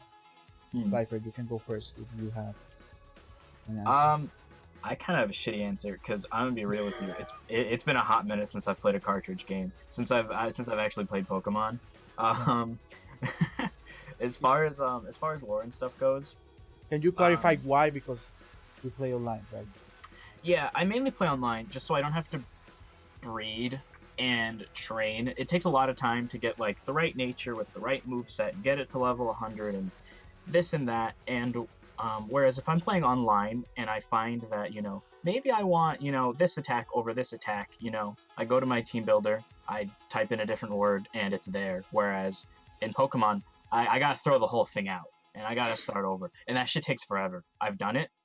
When I first started playing competitively, it was before we had the luxury of playing online. I spent the hundreds of hours breeding and finding items and tutoring, and especially the fine grind details that is how to train specific stats in Pokemon. It takes forever, and killing thousands of like a specific like. I shouldn't have to sit there and kill 3,000 Geodudes just to get 252 HP. It takes a very long time. And just for, you know, the metagame to be like, oh, this is no longer good, or this is now banned, you know, it's frustrating. I think the lore is really cool, considering that most of, as far as Pokemon go, are based off of real-life things to a certain extent, some more obvious than others. Like, you know, obviously Nose passes the Nose Pokemon, or Vanillix is, you know, an ice cream cone. But I think a lot of the mythical Pokemon, especially the legendaries and stuff, are much more lore oriented and come with their own lores, as well as off of like Chinese mythology or Japanese mythology or something of that kind of is really cool in the way they interact and exist in their own universe and control their own universe functions. I think that's really sick. And I definitely asked me this 6 years ago, I probably could have answered this a lot cooler and gone into the fine inner working details of like, well, technically the answer of first Pokemon is between, Arceus, Mew, Bulbasaur, and Rhydon, depending on what you want to answer as first. I love that. Yeah, because Rhydon was the first concept Pokemon. Bulbasaur is the first in every Pokedex. Mew is the first Pokemon, but Arceus was essentially the Pokemon universe's idea of a Big Bang. Yeah. Omnipresent Arceus created Mew, which created Pokemon. So it's kind of cool to think about that and go into it. A lot of it's really vague, so it leaves a lot of cool stuff to interpret, which I think is one of the coolest things you can do with lore, rather than spoon-feeding facts, leaving it a lot up to interpretation. Yeah, I think that sums up my answer. Awesome. Not as cool as it could have been, but no, that's amazing. That's good. Lee, anything lore-wise about Castlevania that? I guess I'll keep it brief, just because we're at the end of this. Yeah. I guess lore-wise, I think I just like that it's like a saga, and everything just kind of like builds upon itself, right? Because like, each of the Belmonts like have their own strengths. You have like, Simon and Trevor, who are like basic boys. You got Richter, who learns like item crashes. He gets like super cool magic. Leon Belmont started like everything by creating the vampire killer. Dope. And it's cool. Like I like seeing a lot of these reoccurring like themes just kind of like being addressed, and like even down like to the gameplay mechanics too, just being evolved. So I absolutely agree. I love Castlevania too. I guess we can expand. Let's do one topic like that one time. Let's do a Castlevania. We should get some speedrunners for CV. Yeah. I have a few. We should do one for Castlevania. That's actually what I understood. I thought that Pick Angel was actually asking if you would consider doing lore episodes. That's what I understood. That's what I understood by the question, other than saying like immediately, what is your favorite thing about it? I think that's super viable. I think it's realistic, right? That we can do something like more like a learning thing and talk about all the lore and tie-ins and characters and things like that. Maybe a special episode like we did like Unplugged, like just talking in general. That'd be a cool one. Cool. Yeah, definitely. Thanks a lot for clarifying that. Yeah, I think it's open. Like we're open to everything. I want to do something for. No, because Pick Angel says ding ding ding. Like he didn't specify more, or maybe I didn't. Frozen. I didn't maybe understood the question fully because of all the things I need to look at and take care of. Yeah. I think I want to do something for Wireframe too. Invite some people for Wireframe. Castlevania definitely something that I stream and I'm interested in. Cool. Guys, I want to give you a little window, or any window of any size, that for you guys to promote and talk about your stream or what you do, and say just self-plug yourself however you want. And I want to start with Overn. Yeah, well, I mean, I feel like I kind of mentioned all the intro. My name's Overnerd. I have been streaming for about 2 years. I'm honestly very much a variety streamer, simply because it's the only way I can do things. It's very hard for me to commit to a single thing for way too long. And I am trying to do that with like Siege and stuff like that. But if you ever just want to talk shit and hang out with some cool people, honestly, that's really the best I can offer you on my stream. We have a pretty nice community. We're always playing together. Honestly, we're like in Discord 24/7, pretty much. So you're always welcome if you want to stop by. But that's yeah. I have known Overnerd for more than 12 years or 11 years now, and I mean I have seen his career on Twitch grow, and he's a big inspiration for me. So please give him a follow if you can. Thank you. Slifer, go ahead. You have the floor. All right. So this is pretty dope that I have this opportunity, because in hindsight, I did a pretty poor job in the introduction. So I'm a Twitch streamer, YouTuber. I started Twitch back in August, and YouTube about a week before, because I wanted to like learn the inner workings of Streamlabs and like how to actually go live and all that. Watch my tutorials on how to literally do it, because I didn't know. The YouTube is strictly as of right now, strictly Pokemon. I know my 12-year-olds want to see some Smash content. I recently got a new computer, so I'm able to do more than just the very limited, browser-based Pokemon, because now I have a computer that can really handle streaming and is more for that. So I plan on, playing some more fighting games because I'm also very passionate about those. I'm hosting a Pokemon Draft League tournament online. The signups are full. They went up really quickly, but I'm excited for that and content for that. Yeah, if you ever just want to, shoot the piss, just big chill, some stream requests, some memes, our community is great for it. All sorts of humor is welcome because as I giveaways also left and right. Yeah. Yeah. Oh baby. Yeah. Fucking my community is primarily 12-year-old boys, so there's really I point them in the right direction, but any and all humor can be found. We're very active on Discord. There is a community Discord where we're always working on collaborations with one another and teams and strategies. Just our general life. We've started to get pretty close and become friends. As much friends as I, an adult male, can be with a 12-year-old boy. Before things get some limitations of it. Yeah. Jesus. Yeah, phrasing's pretty important. I'm probably on a watch list after that one, but I think you understand what I mean. Awesome. There's like a red light going off over here somewhere. Yeah. FBI. I'll have to lay low after that one. I met Slifer. I found his stream when I was actually looking for a stream for Pokemon. When Pokemon Let's Go Eevee and Pikachu came out. Yeah, I actually really ended up actually buying the game because of his stream. I actually had a good time, and I was enjoying myself a lot. I remember you saying like I know you work a lot and you don't have like super consistent, but every time I see it, I'm excited to watch it. So please give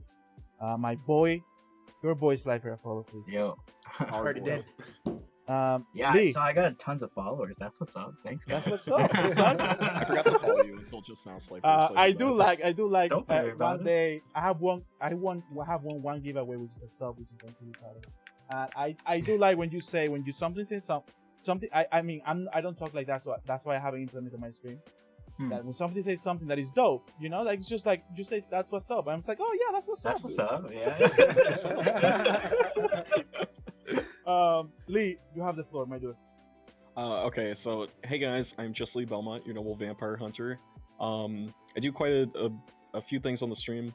It's weird because like my stream's kind of like chill, yet it's also like fairly charismatic. So if you're into having a good time while also being relaxed with a soothing ASMR voice, you can check it out there. The big thing I do on the channel, I do speedruns, I do casual playthroughs, and I even do the occasional writing stream. So we got hardcore, casual, and creative. Mondays, I do this thing called Dash Cancel, where I pretty much try to learn a new game to speedrun every Monday. It's really hard, and because of that, the game I played today, I developed an irrational fear of elevators. So if you're into that, check that out. And the casual playthroughs are cool. I have a lot of silly commentary about me like hating some things on games and even loving some things about games. So yeah, that's pretty much it. Yeah, I met Lee also back in November. There was a lot of people I met in November, by the way. I was actively, looking for new people, and Lee stream is super chill. I mod for him, he mods for me. We do this together. Again, like I think if you want to have a good time, I think the cool thing is that I can catch it because I'm at work. He doesn't clash with my, schedule too. So I think it's pretty dope, and it's pretty laid back. And usually there's talk about life and about friends or ethical things and things like that, which is not only about speedrunning and stuff. Also hilarious that Lee has a lot of trouble speedrunning Super Mario Bros. 1. Oh my god, Super Mario Bros. 1 and Super Mario Bros. 3. I'm so bad at those. He's pretty fucking bad, okay? So 3 hours for like a 10-minute Like run. you see Lee like flashing through all these other games and like super hard and like he's having a good time like Echo the Dolphin, but he's having a hard time trying to get like under 10 minutes on Super Mario Bros. 1. I'm like, I don't know. Like, you do that, I don't know what you're doing. Best meme on the channel, unquestionably. Lee, thanks a lot. I love you, dude. Thanks a lot for your time too. Guys, thanks a lot for your time. Okay, a couple of things real quick. This is a podcast. or a talk show, for the community, by the community. If you are interested in participating on the podcast, join the Discord, which I'm gonna put the Discord here. Join the Discord and we can talk. There's a collab channel that we can talk. Listen, like we have had people. This is for episode like basically the 5th because we had the unplugged. We're gonna keep doing this every 2 weeks, Monday nights EST at 9 p.m. And since it's also a thing that we do for the community, the music that we also have is from the community. I have a viewer called Vince Nitro, and he actually produced a lot of the music that I played tonight. And if you like his music, you can check out his work. He has a podcast called a true crime podcast called The Trail When Called, which actually has won an award, by the way. Available on iTunes, Stitcher, and Google Play. And his SoundCloud, I'm gonna put the SoundCloud right here. His music is pretty dope. He has a lot of variety. Yeah, go follow Vince Nitro. Also, I want to thank DJ Codman. Part of the other music that I have is from him. And I like to, even though he doesn't know we use his music, I like to credit him for that. Hey, next maybe one day we'll have him on the show.